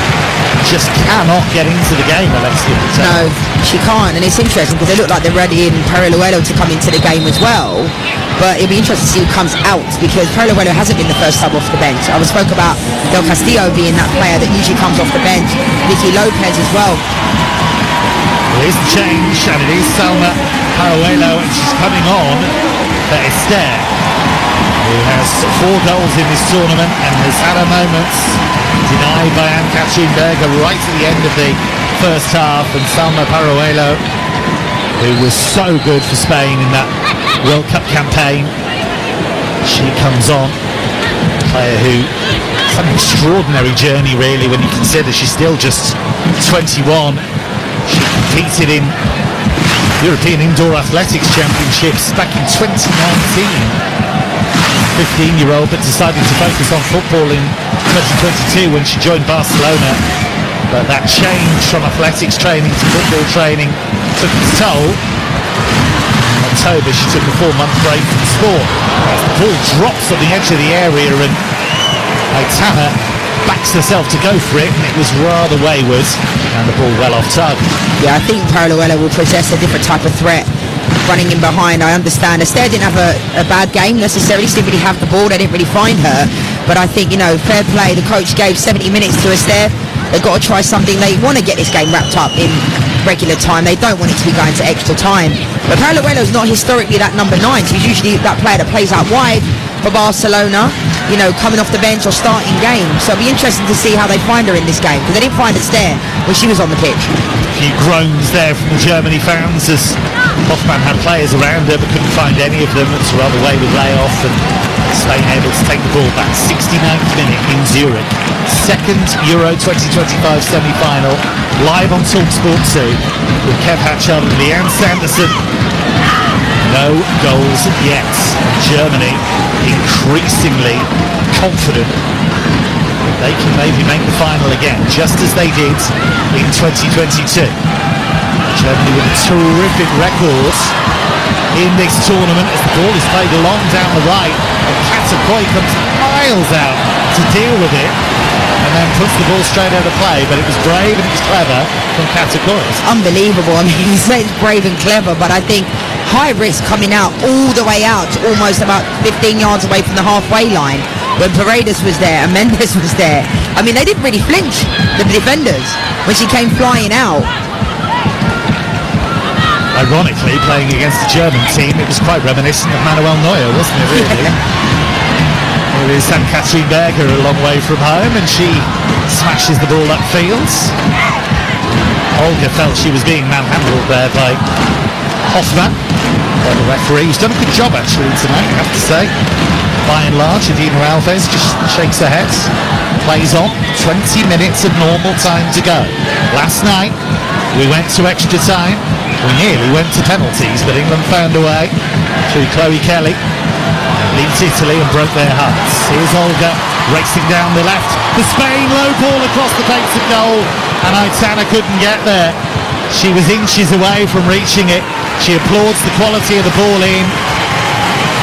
Curses because she knows she was nearly there. Brilliant ball from Olga from this left-hand side. Puts it right in that danger area, in between the penalty spot and the 6-yard box. Here is Aitana wearing number 6 down the right-hand side for Spain. 0-0 in Zurich.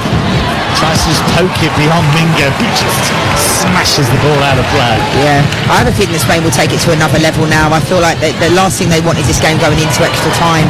I think both teams, you've seen at the quarter-final stage and the semi-final stage, like teams start to play with inside themselves because they're playing not to lose, as opposed to how we're going to win this game. I want to see both teams take a little bit more risk, especially in the final third. There's a clumsy offside there. Thatcher beyond the last player after a 1-2 with Aitana. But this is going the way Germany wants it to go, because the closer we get to the final whistle, one moment, one mistake, one brilliant piece of play, and Germany might be about to knock out the world champion. Yeah, no, we're happy with how the game's gone. I mean, they only need one opportunity as well. It'll be interesting to see, if we get into the 85th minute, Germany will start to take a little bit more risks on the attack and try and catch them, in transition in behind potentially. Got through so much work against France. Remember, they were down to 10 players from the 13th minute. They played 120 minutes. Managed to get through. Here's Claudia Pina, cross from the left-hand side, too close to Anne-Catherine Berger. It's just been that lack of a clinical edge from Spain in the final third. But I think Germany have done a really good job, because we spoke about Pina having that ball, having that strike on the rope, didn't we, Kev? Coming in from the left-hand side. And I think Germany have done a really good job at showing Pina down on the outside, so she's not had an opportunity to really cut in to be able to deliver a ball. And I think they've done defensively very, very well. Germany have shown, my only concern with these types of teams is when you're not getting much of the ball, but I think they've been excellent. 72 minutes gone, and they've really given Spain nothing at all. Spain have never beaten Germany. Aruelo couldn't quite find the first touch he wanted on the edge of the area, but it was Patry trying to find it. Barcelona player to Barcelona player. Now Boole brings it away down the left and runs out of room really quickly, but I think Clara Boole's had a great game down the left. She's got through mountains of work. Yeah, she has, and she's a fantastic player. We know that. You know, she'll probably be kicking herself after this game if she didn't put that one in the back of the net, the opportunity she had in the first half.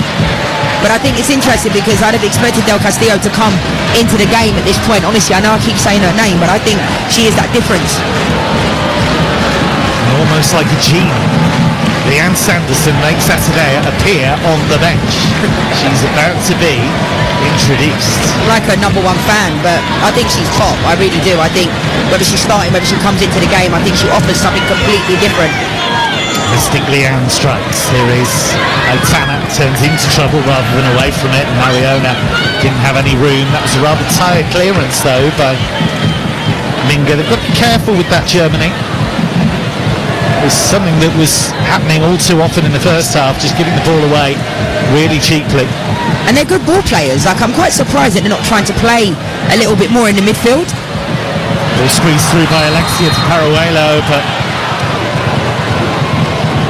in the end the attack breaks down. I wonder if there was a free kick given earlier there, or was Paruelo just beyond the last player there? Tell you what, that was tight. From what we can see, that was so tight. A bit of a mean offside there. Low ball played in towards Paruelo. It was a rather risky challenge by Canuck there. Went to ground, maybe didn't need to. Spain have it again with Alexia. Alexia to Mariona, inside right channel. Just plays a little ball into Pina, edge of the area, out to Batcha. Back to Pina, edge of the area, lovely turn by Aitana. Can she get the shot away? Plays it square. Olga, back to Patry. Leanne still shaking her head in wonder at that turn by Aitana. Here's Mariona, but she's taken a little too long there. Chased down by Boole. And now Patry away from two, right foot shot charged down brilliantly by Canuck, who's just limping. Germany having to give everything here to keep Spain at bay. Quarter of an hour to go, 0-0. Yeah, you can see Patry caught that really well on the edge of the box. It was fantastic defending again from Germany, and I was shaking my head because I just can't believe the way Aitana manipulates the ball. You know, it's like she's like a feather going through. Do you know what I mean? Like, the ball's at her feet, never really gets phased by it, and then is almost trying to create an opportunity to get a strike off. And again, Germany defended it really well. And I tell you what, if this game stays this way and it goes into extra time, you know who will be happy? The Lionesses. Yes. Because it'll go into extra time. England have had an extra day rest. Happy days. If it's Germany who go through, think of the minutes in the legs and how they've had to work. Here's Jule Brandt with a brilliant run. Squeezes it through. It's a bit wide for Boole, but she will get there. Left edge of the penalty area for Germany. And the offside flag goes up. And Clara Boole sees her progress curtailed. That was a pretty tight one as well.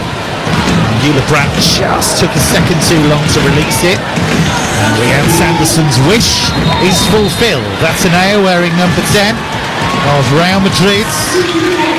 24 years old, will come on for Claudia Pina. It's a like-for-like change in the sense that Ateneo is by nature a wide player, but she'll drift into central areas, she'll combine. She is a super player. Yeah, I love her. I think she's that player that can have an impact. I call her the Spanish Chloe Kelly, and I say that in a way, not because I think she's better or worse, it's because I think she has that impact and nothing phases her. And I think she offers something a little bit different.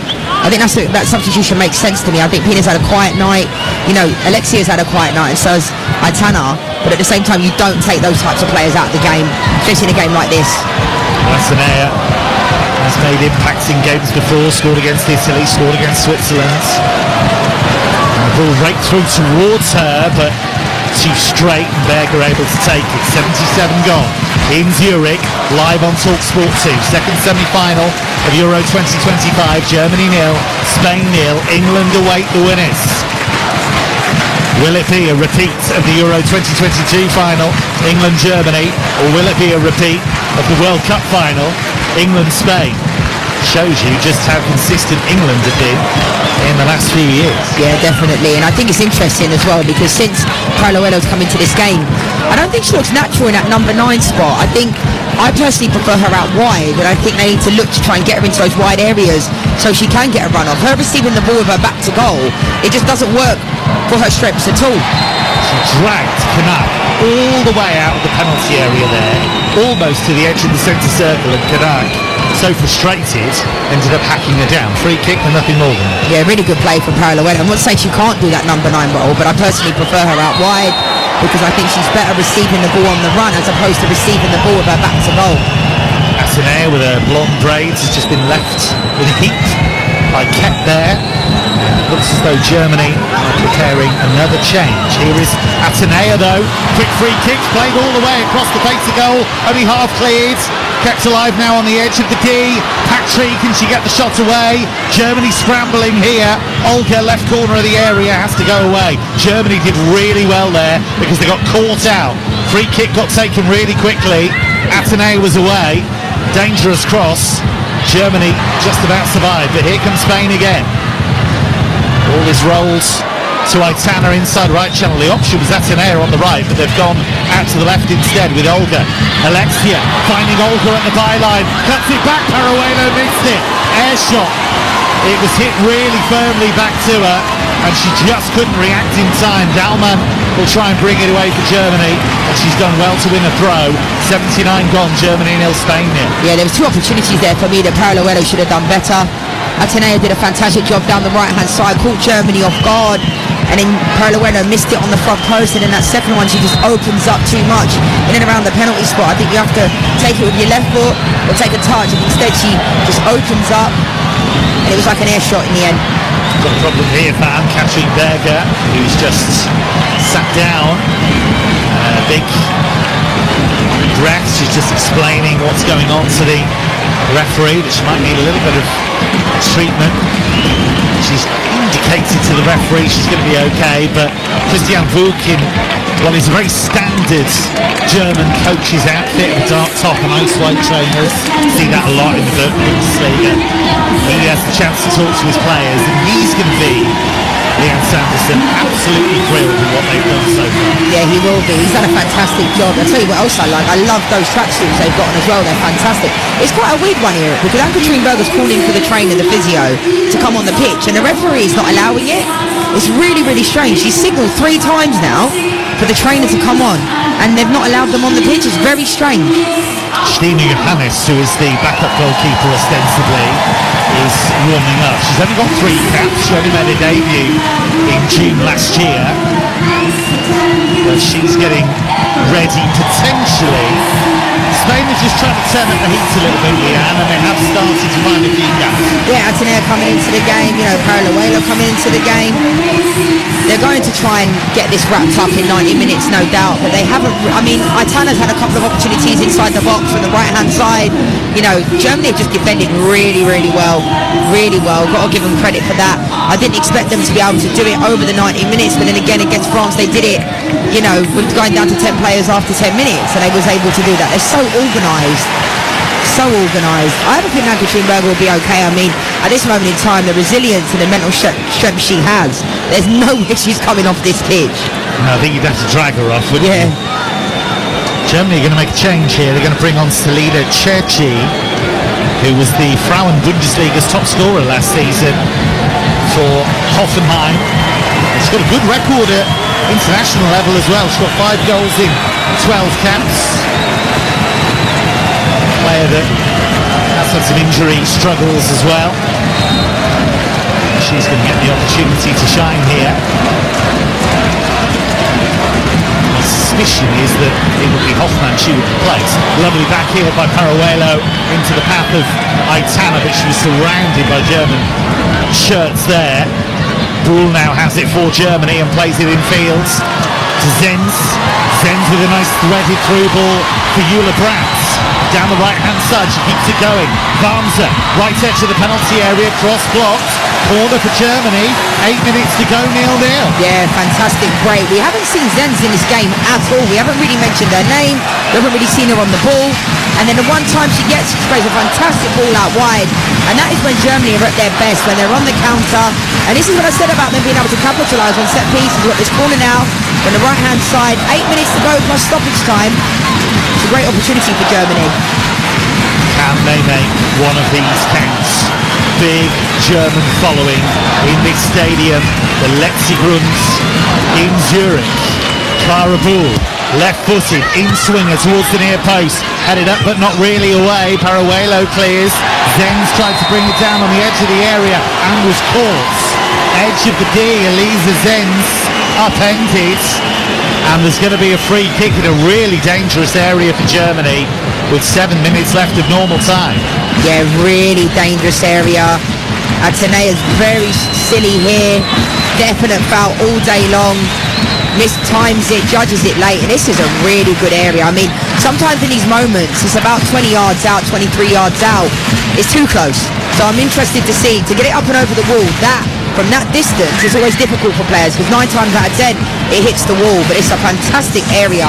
Never seen many free kicks in the tournament, have we? No, that's throughout true, the whole actually. tournament. I remember seeing one go in from a direct free kick. Will that change here? 84th minute. Katakoi just organising the wall. And Clara Boule has lined this up with the right foot. She's good off her left, she's good off her right. She fancies her right here. Spain breezed through the group, 3 wins, 14 goals. Won the quarter-final fairly comfortably. No breezing through this one. 0-0 with 6 minutes of normal time to go, and Clara Boule with this free kick on the edge of the D. Massive moment for Germany. It's a big wall. Clara Boule, the only show in town here, with the free kick. Clara Boule, right-footed, and it goes just wide of the far post. It rolled around the back of the net. Many of the fans in the stadium thought it was in. I'll tell you what, this is inches, agonisingly wide. Boule thought this was in. You could see the wall is so tall in that moment. She attempted to not go up and over on the left-hand side. She goes around it on the right, and it is so close. She had Katakoi clambering at the end. So close. The world champions desperately close to going behind. Germany, if you look at their football history, certainly in the women's game, not used to being underdogs, but they've played that role brilliantly against France on Saturday night and tonight against Spain, and they've grown in confidence and stature as the game has worn on, and now they will make this change with Selina Cerci coming on for Giovanna Hoffmann, and Hoffmann has led the line superbly.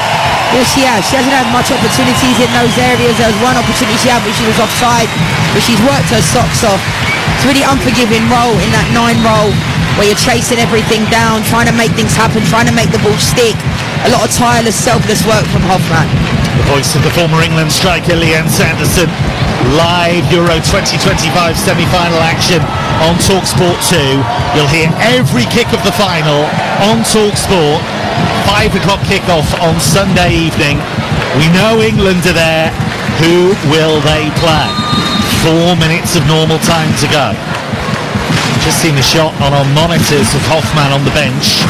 She looks like she could sleep for a week. Done a terrific job. Now here comes Spain with Aitana. Gets her head down, pumping the arms and legs, moving into space. Atenea, edge of the area. And a brilliant challenge to slow her down, and Germany now on the move. It was Ketz who made the challenge, Francie Ketz. Remarkable performance from her, given her lack of experience. She was recently given a new contract by Bayern Munich. That's what they think about. And Germany have won themselves a free kick on the right as Olga is forced into a challenge against Jule Brandt. Jule Brandt nutmegging her, and Olga brought her down. Yeah, special mention to Ket, because I think she's been exceptional. Brand there does really well. Left Olga with no opportunity but to bring her down. And this is where I think Germany can turn the heat on a little bit. You know, 3 minutes to go plus stoppage time. It's been a good game, you know, even though people might think, oh, it's 0-0. I think it's been a good 0-0. As crazy as that sounds, like both teams trying to win the game, trying to find a way through. Here's Boule racing down the left-hand side, as she so often has, gets through Batcher's challenge initially, but Batcher, to give her credit, showed tenacity and got back and won it second time around. Patrick. Oh, she didn't know Cerci was on her there, and just at the last moment she got told and worked the ball back to Katakoi. That could have worked out well for Cerci. Now Paredes brings it forward for Spain. 88th minute.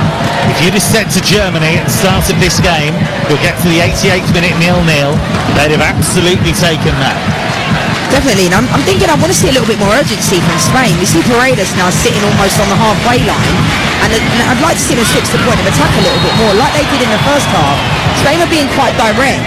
You know, they had a single pivot, they were switching out to the left, switching out to the right, and they haven't really done that in the second half, so it's hard to know what type of game plan. Patry with a long ball over the top there for Kungsberg gets. She's been immaculate tonight. We shouldn't be surprised really given what she did against France in the quarter-final, but she's not always been a goalkeeper that's done the cleanest work. She's had games, she's had her errors, but the personality always shines through. Yeah, and I think nothing really phases her. You could see after the last game against France, the cameras were on her, and she was saying, look at my teammates. You know, she was like, get the camera on them. Like, and being a goalkeeper anywhere, a lot of it is mental. You know, psychological. There's a lot of times in the game, you have a lot of periods where you're not touching the ball. How do you stay in the game? And I think, you know, she wasn't great against Sweden. She had a really poor game. And it's difficult for goalkeepers to overcome that. But not only did she overcome that against France, she was unbelievable. Like, the confidence she must be having at this moment in time. Exceptional. Showing probably why she's the best goalkeeper in the world. She's hung on to this ball a long time. She's finally encouraged to get rid of it, volleys it high into the Zurich sky. We're into the 90th minute, folks. Here on TalkSport 2 is Cerci. And she runs into the brick wall that is Onabacha. And Spain do get their free kick on the edge of the centre circle. Zenz, who made the challenge on Alexia, who we have barely mentioned, certainly in this second half.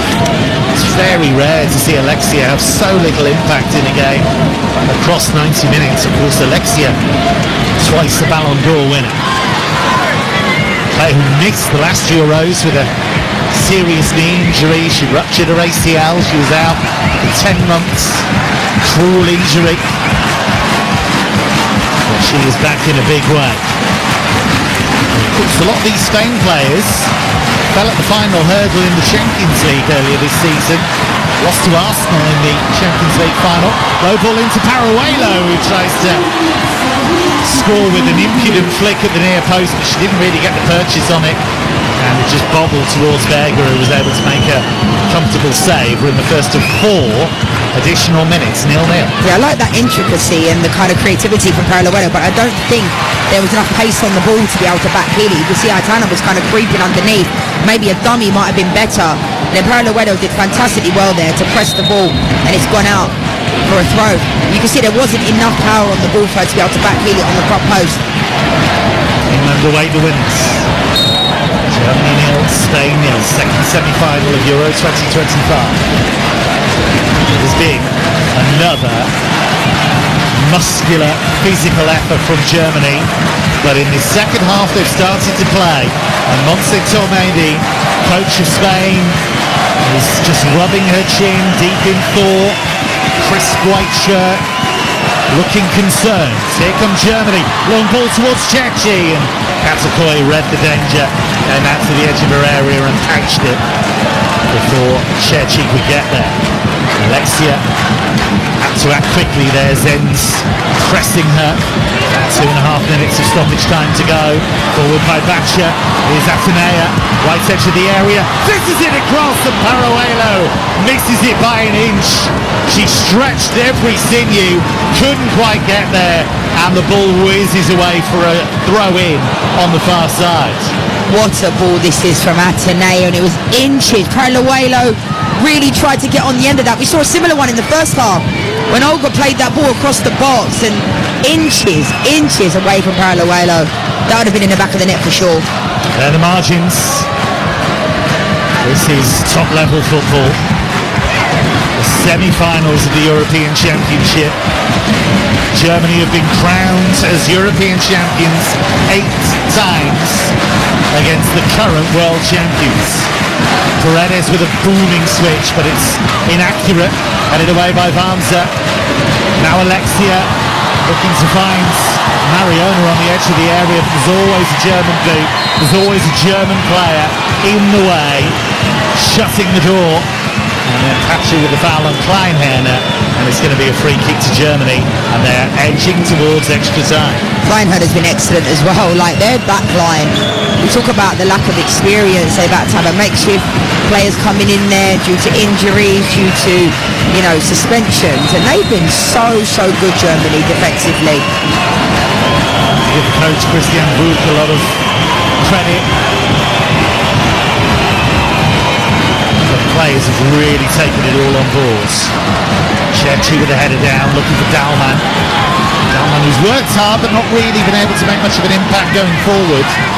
Here is Ketz up against Atenea. That's a good battle. To be fair to Ketz, she's did a really good job up against Mariona, now Atenea. And we've only got 30 odd seconds left of normal time. Is this, like last night, going to go the distance? Because that went all the way to the end of extra time. But here's Cerci, edge of the area, lays it off ball. Chance for Germany, deflected shot. Where's that going? And Coy gets it off the line. Barnser with the shot, and Coy is there again to turn it around for a corner. Spain inches away from going out, and somehow Cata Coy keeps them in the tournament. What a fantastic double save from Cata Coy. Barnser thought this was in the back of the net for sure. The initial one took a massive deflection off of Onabacha. Coy does fantastically well to get it back again. It was Michelle Adjuman time, wasn't it? And Barnser was coming up on that far post. Coy was in the net after the first save. How did she get there? Bruhl's corner towards the near post, headed away. Volley from Zenz, flicked on and flicked wide by Eula Brandt. But that surely will be extra time. But I tell you what, Cata Coy has Spain's Euros campaign in her hands, and she was rock solid when she needed to be. Yeah, that's what I'm talking about for goalkeepers when they're called upon. Cata Coy doesn't really get tested at club or country, but that's exactly why she's one of the best, because that was a fantastic double save. Who would have seen that one coming? Germany potentially winning it right at the end there. This guy in the game, though, has everything written all over it with regards to, I feel like there'll be a goal in the first half of extra time, because it seems like that type of game. We are going to extra time. A blank score sheet. Kev Hatchard alongside the former England striker Leanne Sanderson for this one. Spain all in reds, ready to get us back underway in extra time. They'll play from right to left as we look at it in the first period. Germany in those old school white shirts, black shorts, playing from left to right. The Parahuelo, who was inches away from reaching across right at the end of the game as well, couldn't quite get there. She will kick us off. Spain with Coy in goal, Batya, Paredes, Mendes and Olga, the back four. Aitana, Patry and Alexia in midfield. Mariona, Parahuelo and Atenea, the front three. Germany with Berger, the brilliant Berger in goal. Ketz, Knapp, Kleinherner and Barnser, the back four. Minga in front of them in midfield with Dalman and Zenz alongside her in central midfield. Bruhl and Brandt out wide, and Cerci in attack. All eyes on the referee, Edina Alves of Brazil, and she makes the signal, and Spain get us underway. And if the world champions are to reach their first ever European Championship final, they're going to have to do it the hard way. Germany have seen to that, Leon. Yeah, they have, and it's interesting because both teams have only made 2 substitutions each, which I think, you know, as the game goes on, depending on the scoreline, they'll start to make substitutions based upon penalty takers.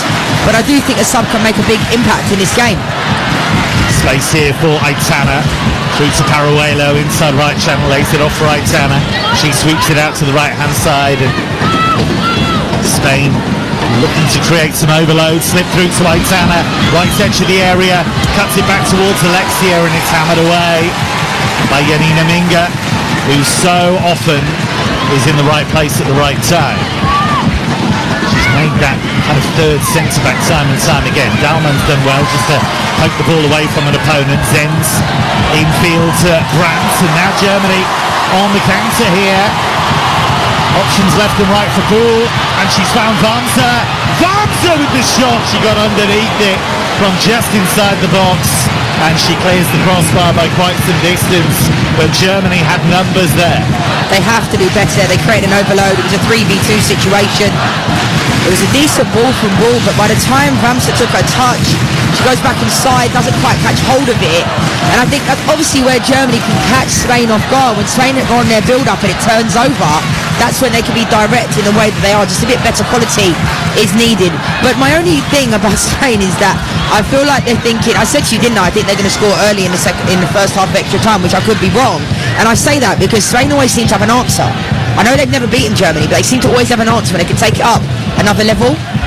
It's those gears that they have, that depth that they have, that nous that they now have, having learned from that defeat to England at the Euros 3 years ago, having got their revenge in the final at the World Cup in 2023. Here is Paruelo. Oh, she's gone away from Connacht's challenge, but I think there was a handball in there maybe from Paruelo. Free kick's gone against her. 2.5 gone in extra time here on TalkSport 2. The second semi-final of Euro 2025. Germany 0, Spain 0. Yeah, it's been crazy, hasn't it? Both games gone into extra time. I think that Spain will try to get this wrapped up though, because if it goes to penalties, I fancy Germany. Historically, they're so good on penalties, aren't they? So I think for Spain, they need to find a way. It hasn't been their best night, but I think the individual quality players that they have, I expect Vicky Lopez to come on potentially as well, and I think she could be a difference maker. I don't think since Atenea's come into the game, they haven't really found her the ball. They've struggled to get some of their big hitters in areas where they can do damage, and Germany's organisation has been the cause of that. Lovely turn from Atenea though on the right hand side, rolls it towards Paruelo, can't bring the ball under her spell and actually fouls her opponent. It is going to be a free kick. Kleinherner there again. I mean, she has been heroic for Germany tonight. Unbelievable. Absolutely unbelievable. I think Paruelo just doesn't look right in that number 9 spot for me. You know, her first touch, there's a couple of times her first touch has let her down. I'm a big fan of hers. I really like her, but I'd like to see her potentially go out wide. I think they should put Paruelo out wide and potentially put Mariona central. With by Alexia. Altana trying to combine with their Barcelona teammate, but didn't really work out for them there. Forward by Eula Brandt towards Dalman. But Dalman can't break into space in midfield, and now it comes for Alexia. Plays it early for Paruelo, who's through. Paruelo, Berger, brilliant again. There was only one winner there. Paruelo seemed to slow down when she saw Berger flying at her, and Ann-Katrin Berger made absolutely sure she was going to get that ball, and now play has stopped because Germany have a player down, but again Berger just taking total control of the situation. Excellent, because I thought as soon as Paruelo went through, it was a great take from her on the initial play. The first touch into space was brilliant, and as soon as she went 1v1, I was thinking Paruelo's away here. There's no way Ann-Katrin Berger's getting to this, and she did fantastically well to come off her line because we know how quick Paruelo is. It was Kleinherner who overstretched and trying to stop Paruelo, and she's the one receiving the treatment. I mean, it's all of the kind of cliches, isn't it? But it is amazing that Germany have dug deep, found a way. It's all that Hollywood stuff, isn't it, where, you know, the inspirational speeches and all of that. But that is so much of what sport's about. We've seen England do it. They were out against Sweden time and time again, found a way. They were out against Italy, it seemed, and found a way. That's what good teams do. Yeah, and you were right, Kev. We were talking, you know, when it went into extra time. We were saying the fact that momentum on a team, you know, there's certain moments in tournaments like England with Italy last night can kick push you on. Germany coming up against France and overcoming them the way that they did, it can bring the team closer together, because I think at the beginning of the tournament, this German team, especially against Poland, I thought were really underwhelming. I don't think they were I wasn't looking at them thinking they're the favourites for this tournament. I didn't think, you know, they'd get to this point. I really didn't. It was kind of underwhelming, you know, in and out, in front of goal, defensively. But I think whatever's happened during this tournament, the resilience they've shown, maybe the, you know, to overcome the injury with Gwyn, that would have hit them really hard. The red cards they've had, they've dug really deep, and fair play to them. Germany are going to make a change here.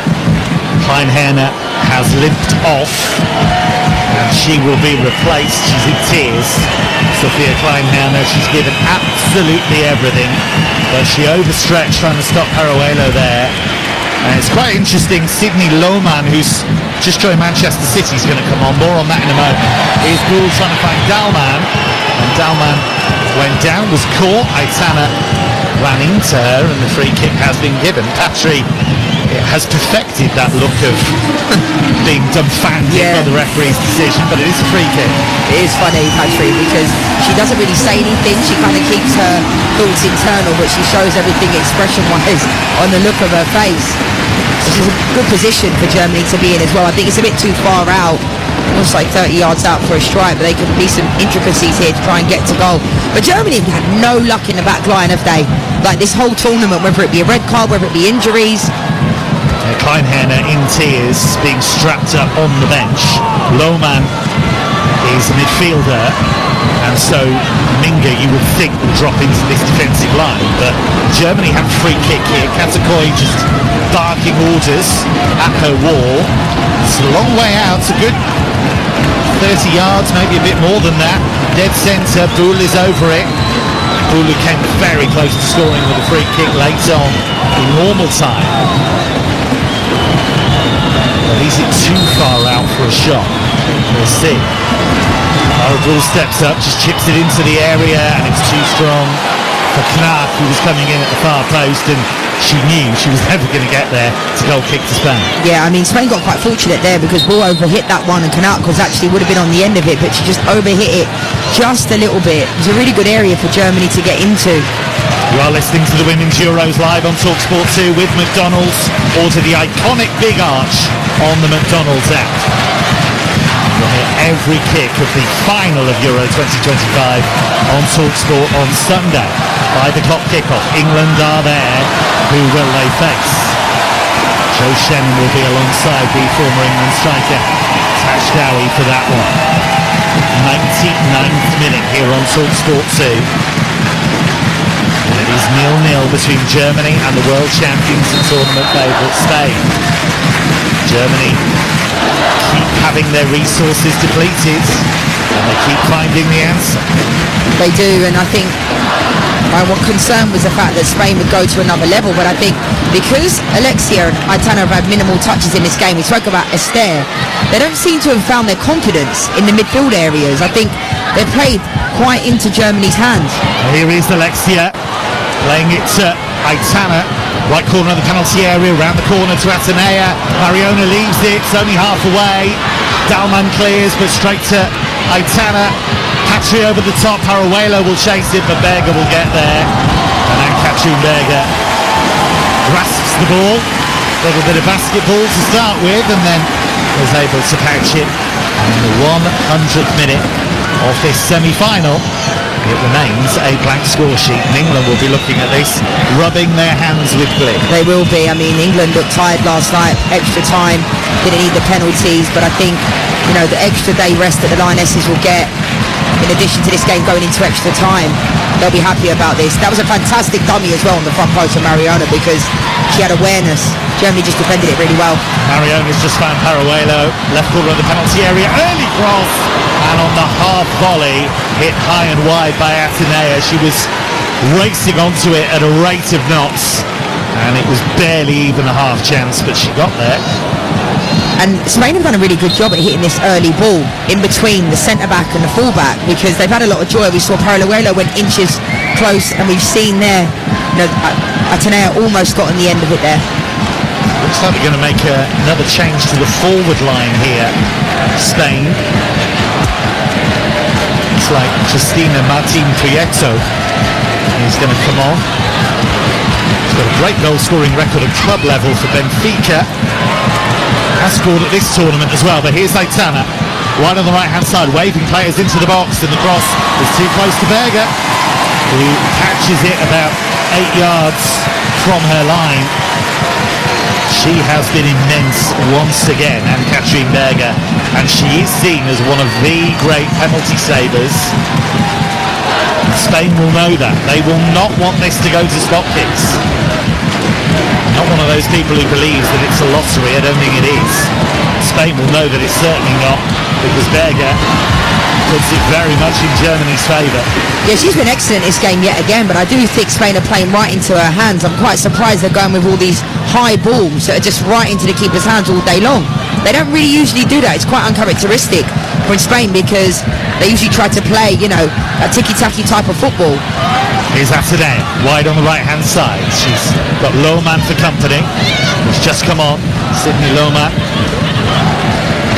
9 years at Bayern before joining City. Zens away, left-footed, but not towards Cerci. Spain sweep it up, come again with Mendes. Now Olga, inside left channel. Midway inside the Germany half, looks for Paraguelo, but again is well covered. Minga, who's been absolutely everywhere. You'd have to check, there's only one of her. Yeah, I mean, if you look at the sat nav and their GPS this day, where she's covered so much distance, his back line, and they've been under pressure from minute one, really. I reckon Minga's probably broken hers, isn't she? Can't cope. So Cristina Martin Prieto is on for Mariona. Mariona, who usually is pretty good from the spot, but of course missed against Switzerland. I wonder if that plays into the thinking as well, those 2 missed penalties against Switzerland. Alexia, who missed from the spot, does not have a great record with penalties, which for a player of her quality you would think she would. Yeah, I'm still surprised Vicky Lopez hasn't come into this game, because she's very good on the ball. She's kind of still raw, so very, very young, but I think she's also got a lot of quality. And I think you need that in this type of game. You need someone to just kind of think outside the box and stop being so predictable. And it's interesting because Paraguelo's actually gone out to this left-hand side now, which I think she'll operate so much better, because she's so good with the ball, going 1v1 and facing up, as opposed to receiving it with her back to goal. Martin Prieto has come into the centre. 18 goals in 20 games with Benfica. 3 goals and 7 caps. Atadea brilliantly challenged by Zens. He's got through a lot of defensive work, especially in the second half. Aitana's delivery from the right there. Martin Prieto went for it. Barnes kicked it virtually out of the goalkeeper's hands. Bit of panic there, but Germany have got away with one there, and they smashed it long towards Cerci. Cerci there ahead of Mendes, who went to ground, and the referee, I think, has let her out of jail there. Cerci says for was, for what? Yeah, I think the referee's giving this for a pull. There's nothing in that for me. Mendes has really got away with one there for sure. When I first saw it, looked like a pull. Secondary look, not a foul. Charge and run down the right here from Atadea. Sliding challenge from Ketz, who's been exceptional. Given her age, given her lack of experience, that goes out for a corner to Spain. Yeah, I can't speak highly enough, Kev, of this German back line. They've been unbelievable. Kerr, fantastic. Wenger, fantastic. Brilliant. The left back, who was a striker. The centre back at the moment, who is really a midfielder. Kanak, who seems to have been limping from the moment we started. And Bamza, who was sent off earlier in the tournament. Paraguelo to take this corner for Spain from the right. 105th minute, Paredes attacks it, and there was 2 players going for the same ball there, and the ball sails over the crossbar, and Patry is furious there that they couldn't work that out between them. Goal kick Germany. It was strange really, because Paraguelo has hung this up quite high. We know Pina was the set piece taker before she went off. There's ball down the left for Germany. What on earth did she have for breakfast? She has been just tireless down that left-hand side, Clara Bull, but Germany see the attack break down as the ball is switched to the right-hand side, a rather wayward pass. Just the 1 additional minute at the end of this first half of extra time, and still there's nothing to separate these two. These European powerhouses, Germany and Spain. Spain, who have never beaten Germany, have never reached a European Championship final. Will that still be true at the end of tonight's game? Now it's with Aitana. Just drops the shoulder. Magic in her boots, but she's not brought that magic to bear. And the referee, around about 10 seconds early, blows for the end of the first half of extra time. 15 minutes away from penalties. Germany get us back underway. Second half of extra time in Zurich, live on TalkSport 2. Who will face England in Sunday's final? Will it be the world champion Spain, or will it be a German team looking to win a 9th European Championship for their country? Two teams, by the way, Germany with Berger, who's on the ball now in goal. Knag, Minga and Wamser at the back. Buhl and Brandt out wide. Dahlmann, Lohmann, Zenz in midfield with Cherchi up front. Spain with Coy in goal.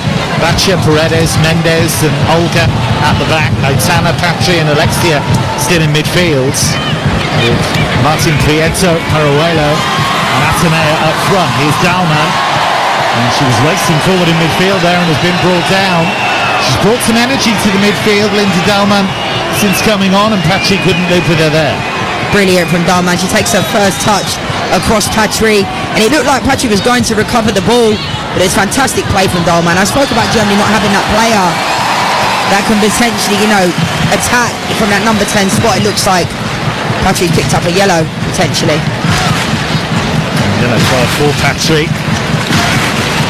He's been testing the referee's patience a fair bit tonight. It's just an occupational hazard if you play as the defensive midfielder. You're going to pick up a few of those now and again. But perhaps more damagingly, this German free kick. Now it's a long way out, it's too far for a shot, but Buhl is over it. And she's got potential targets to aim for here. Knag, Minga, they've gone to a far post position, and they're ready to attack this. Cherchi as well. Buhl with her hands on her hips. Germany's number 19. What a game she's had. Big deep breath. Raises the right arm. Sends it into the box. Headed away by Mendes. And the volley by Zenz was a good one. That was travelling. Back in by Wamser. Chested down on the edge of the area by Cherchi. Knag forward to Cherchi. Right foot volley. And it was offside in any case if it went wider than near post. But Germany again threatening the world champions. Definitely, you can see it was offside for Cherchi. It was a pretty acute angle to be able to hit this on the volley. She caught it quite well. But yeah, Germany, I thought they started the second half off really well. The second half of regular time, and then I felt like Spain were just kind of creeping into it a little bit more. But as time's gone on, this one's really hard to call now, because I expected Spain to get it wrapped up in the first half of extra time. But Germany, their fitness levels are unbelievable, Kevin. Exceptional. It has been a Herculean effort, because you think of what they did against France, and that was Saturday night. This is Wednesday night. It's not that much of a gap. They played 107 minutes, 10 against 11, against one of the best attacks in world football. They don't even look tired as well, so that leads me to believe whatever they're doing away from the pitch is working, and the work they've done before the tournament has been brilliant, because they don't look tired. This looks like the beginning of the game. It is truly extraordinary what they're able to do here, and we talk about England rubbing their hands together with glee at this going to extra time, but if Germany get through, who's to say that they'll fold in the final, because they will believe they can do anything. Here's Lohmann. No, it's not over. Still 0-0. Spain, we know, have the quality. Spain, we know, have the experience. But Montse Tomé's team have found this really tough going tonight. They've hit the post. They've tested Ann-Katrin Berger time and time again, but they've not found a way through. And Germany have come pretty close to winning it themselves. 109 minutes gone. Nice little drop of the shoulder by Zenz, and she releases Buhl. Bacha for company. Buhl, left edge of the penalty area. Clara Buhl, right foot shot deflected, and Coy can take it. And that was a bit predictable from Clara Buhl. It was, but I think both teams are just cancelling each other out in those attacking third areas, because they're defending so well. Spain, whether it be Patri in those areas, whether it be Paredes in those areas, Mendes, I think equally for Germany, their back line has been exceptional, and both teams are finding it really hard to get through each other. They're trying, they're having good quality, they're possessing the ball, passing it really well, but like as soon as it gets to the final third, both teams are putting themselves on the line defensively. Here's Aitana, pocket of space, right hand side, curling cross, Berger comes, Berger gets. Quality of crosses into the box from Spain has generally been really poor. I just don't know why they're doing that though. Like Aitana's picking up the ball on the right hand side, about 45 yards out from goal, and just pinging it into the goalkeeper's hands. I know she's not trying to do that, but it's like really uncharacteristic like from Spain. Here's Alexia on the half turn, just pokes the ball out to Olga, far side the left, back to Alexia. 10 minutes separates us from a penalty shootout in this second semi-final at Euro 2025. Germany have already won a penalty competition at this tournament. They knocked out France. The woman on the ball now, central to that, and Katrin Berger, saving them and scoring them. And now Germany have managed to get out. Here's Jule Brandt with room to move into. Parajuelo brings it down. That is a yellow card every day of the week and twice on Sundays. She has no complaints. Brilliant from Brandt, takes her touch across Parajuelo. You can't teach that type of style. Parajuelo had to let her go or bring her down. She brought her down and picked up a yellow. Fantastic play from Brandt. Booking for Salma Parajuelo. Germany will take their time. It's another set piece. It's an opportunity for Buhl, who has been very much the only show in town when it comes to set piece taking for Germany.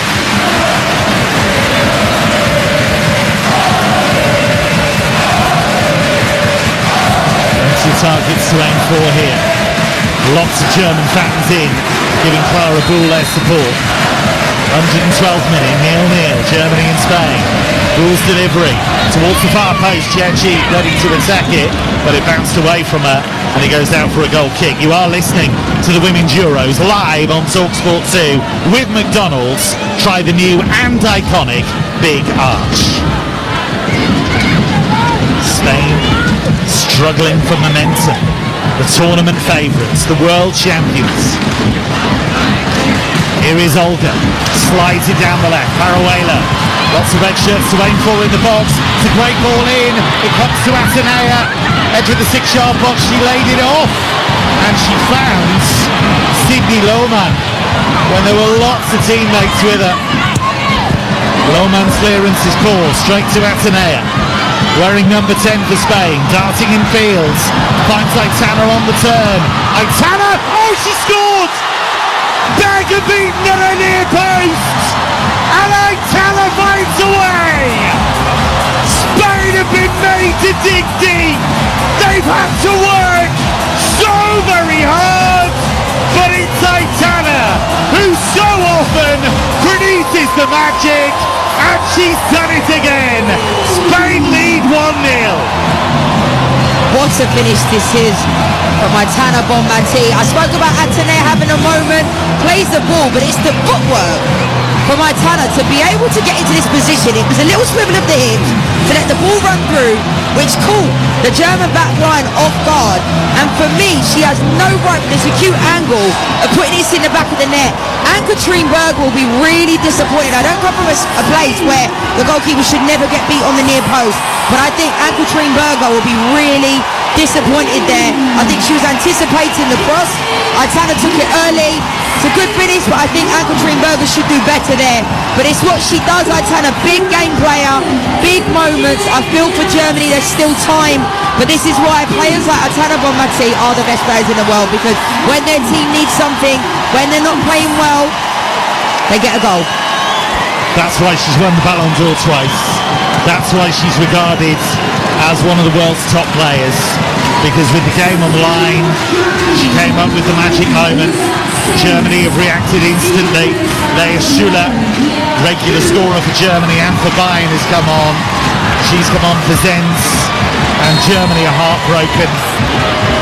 And Ann-Katrin Berger, who you have to say has been wonderful for Germany, not only tonight but against France. You have to say it looked as though she gambled on the cross, and she gambled wrong. And here's Aitana leading the charge. Spain want to finish this. Aitana Bonmatí slows it down and finds Atenea. Atenea, right corner of the area, out to Bacha. Bacha turns back out. Spain edging towards penalties at one stage, but have found the goal they needed. And what do Germany have left in the tank? 5 minutes of extra time to go on TalkSport 2. As things stand, it's going to be a repeat of that World Cup final on Sunday. It's going to be Spain against England once again. This modern rivalry that has bubbled up so nicely. England knocked Spain out in the last Euros. Spain got their revenge in the World Cup final. Will we read another chapter of that story on Sunday? This is a real problem now because they've gone up and they're just possessing the ball. Germany can't get the ball from them, but they're possessing in a way where they're holding on to the ball. It's in Alexia now. Aitana just looks like she's kicked into gear. You know, since that goal, these players must be literally dead on their feet, Kev. Like, we're talking, you know, it's coming up to 11:30 at night in Switzerland, and these players have given everything from both teams. Like, it's unbelievable, really. What a game this has been. It's been a real joy to commentate on this game. I've really enjoyed it. Ramza gives away a free kick and a few more precious seconds will elapse. But you have to say, with Aitana, she had a little look up to see where Berger was. Berger had signalled to one of her teammates to cover the cross, but all the weight was on her right-hand side, and when she realised what Aitana was up to, it was too late to respond. And that's the kind of imagination, that's the kind of magic that separates the elite players from the rest. Aitana did that at Stamford Bridge this year as well for Barcelona. A similar goal where it looks like the keeper should do more and should do better, but I think she's giving it the eye. I think she's like looking as if she's going to cross it, and then she hits it in the back of the net. But I think, you know, I feel for Ann-Katrin Berger because she's been excellent. I think she's probably, the whole back line of Germany have probably been the best players on the pitch, but unfortunately when you've got players like Aitana on your team. Shot here from Schüller and beaten away by Katakoi. Schüller suddenly had space 20 yards out, let fly right-footed, and Katakoi flung herself to her left and pushed the ball around the post. That is some strike from Schüller, and that's an even better save from Katakoi there. I'm quite surprised that Schüller didn't, it's only taken her this long to get onto the pitch, to be honest, so late in the game. Germany chasing an equaliser, they don't have much time. 118th minute, they have a corner. Krul will take it. It'll be left-footed, it'll be an in-swinger. Raises her arm, sends it in. The header is wayward by Cerci and goes well wide, and it will be a Spain goal kick here on TalkSport 2. Live Euro 2025 semi-final action. Germany 0, Spain 1. Aitana with the goal in extra time, deep into extra time. And as things stand, the final, which will be live on Sunday on TalkSport, will be England against Spain. Katakoi, all in blue, sends the ball right-footed out to the left-hand side. Awkward header, infield from Alexia. And a little spin from Eula Brandt, in from the right-hand side. Shifts it to Cerci. Cerci was looking square. Cerci can't win the ball back, and Spain can bring it away now. Cristina Martin Prieto beaten to it by Minga, who's been absolutely brilliant. Cannot tell you how good she's been. Yeah, you can't fault this German team. Their country will be really proud of them. You know, there's still time for them to score a goal, but they've been exceptional defensively. 119th minute, Ramza's cross. Did it flick off a Spanish player? It didn't. And Ramza actually, I think, has injured herself in trying to wrap her boot around that, and she's hobbling around. They have given absolutely everything, this German team. When you think of what they had to do against France, with 10 players against 11 for almost all of that quarter-final, they've taken on the world champions, and they have tried to match them stride for stride, and they're still in this. Here is Loma. 35 yards from goal, inside left channel, forward by Canal. Here's Bull, in off the left-hand side, Clara Bull. She's kept on going. Loma, the number 8, Drills it into the box, but it gets away from Julia Brandt. And is that the final chance? Because we're in the 120th minute, and Spain, Leanne Sanderson, are nearly there. Yeah, they are, and it was unfortunate. It was a decent ball for Loma. You could see Brandt was trying to get in there on the far post on the right-hand side. But I said it before, Spain always seem to find a way. The best teams find a way.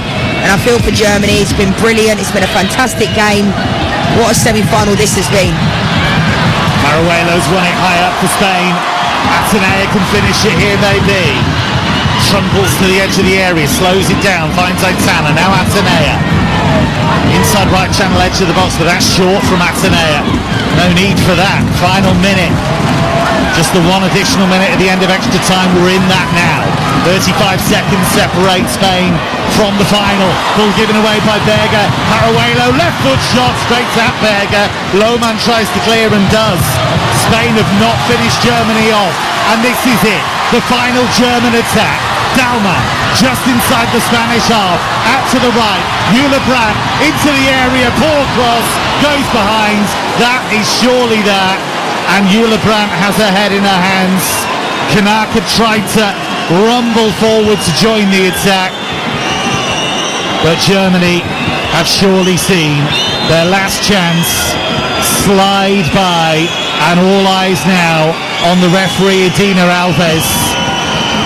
Her whistle will send Spain through to the first time in their history. Spain have reached the European Championship final.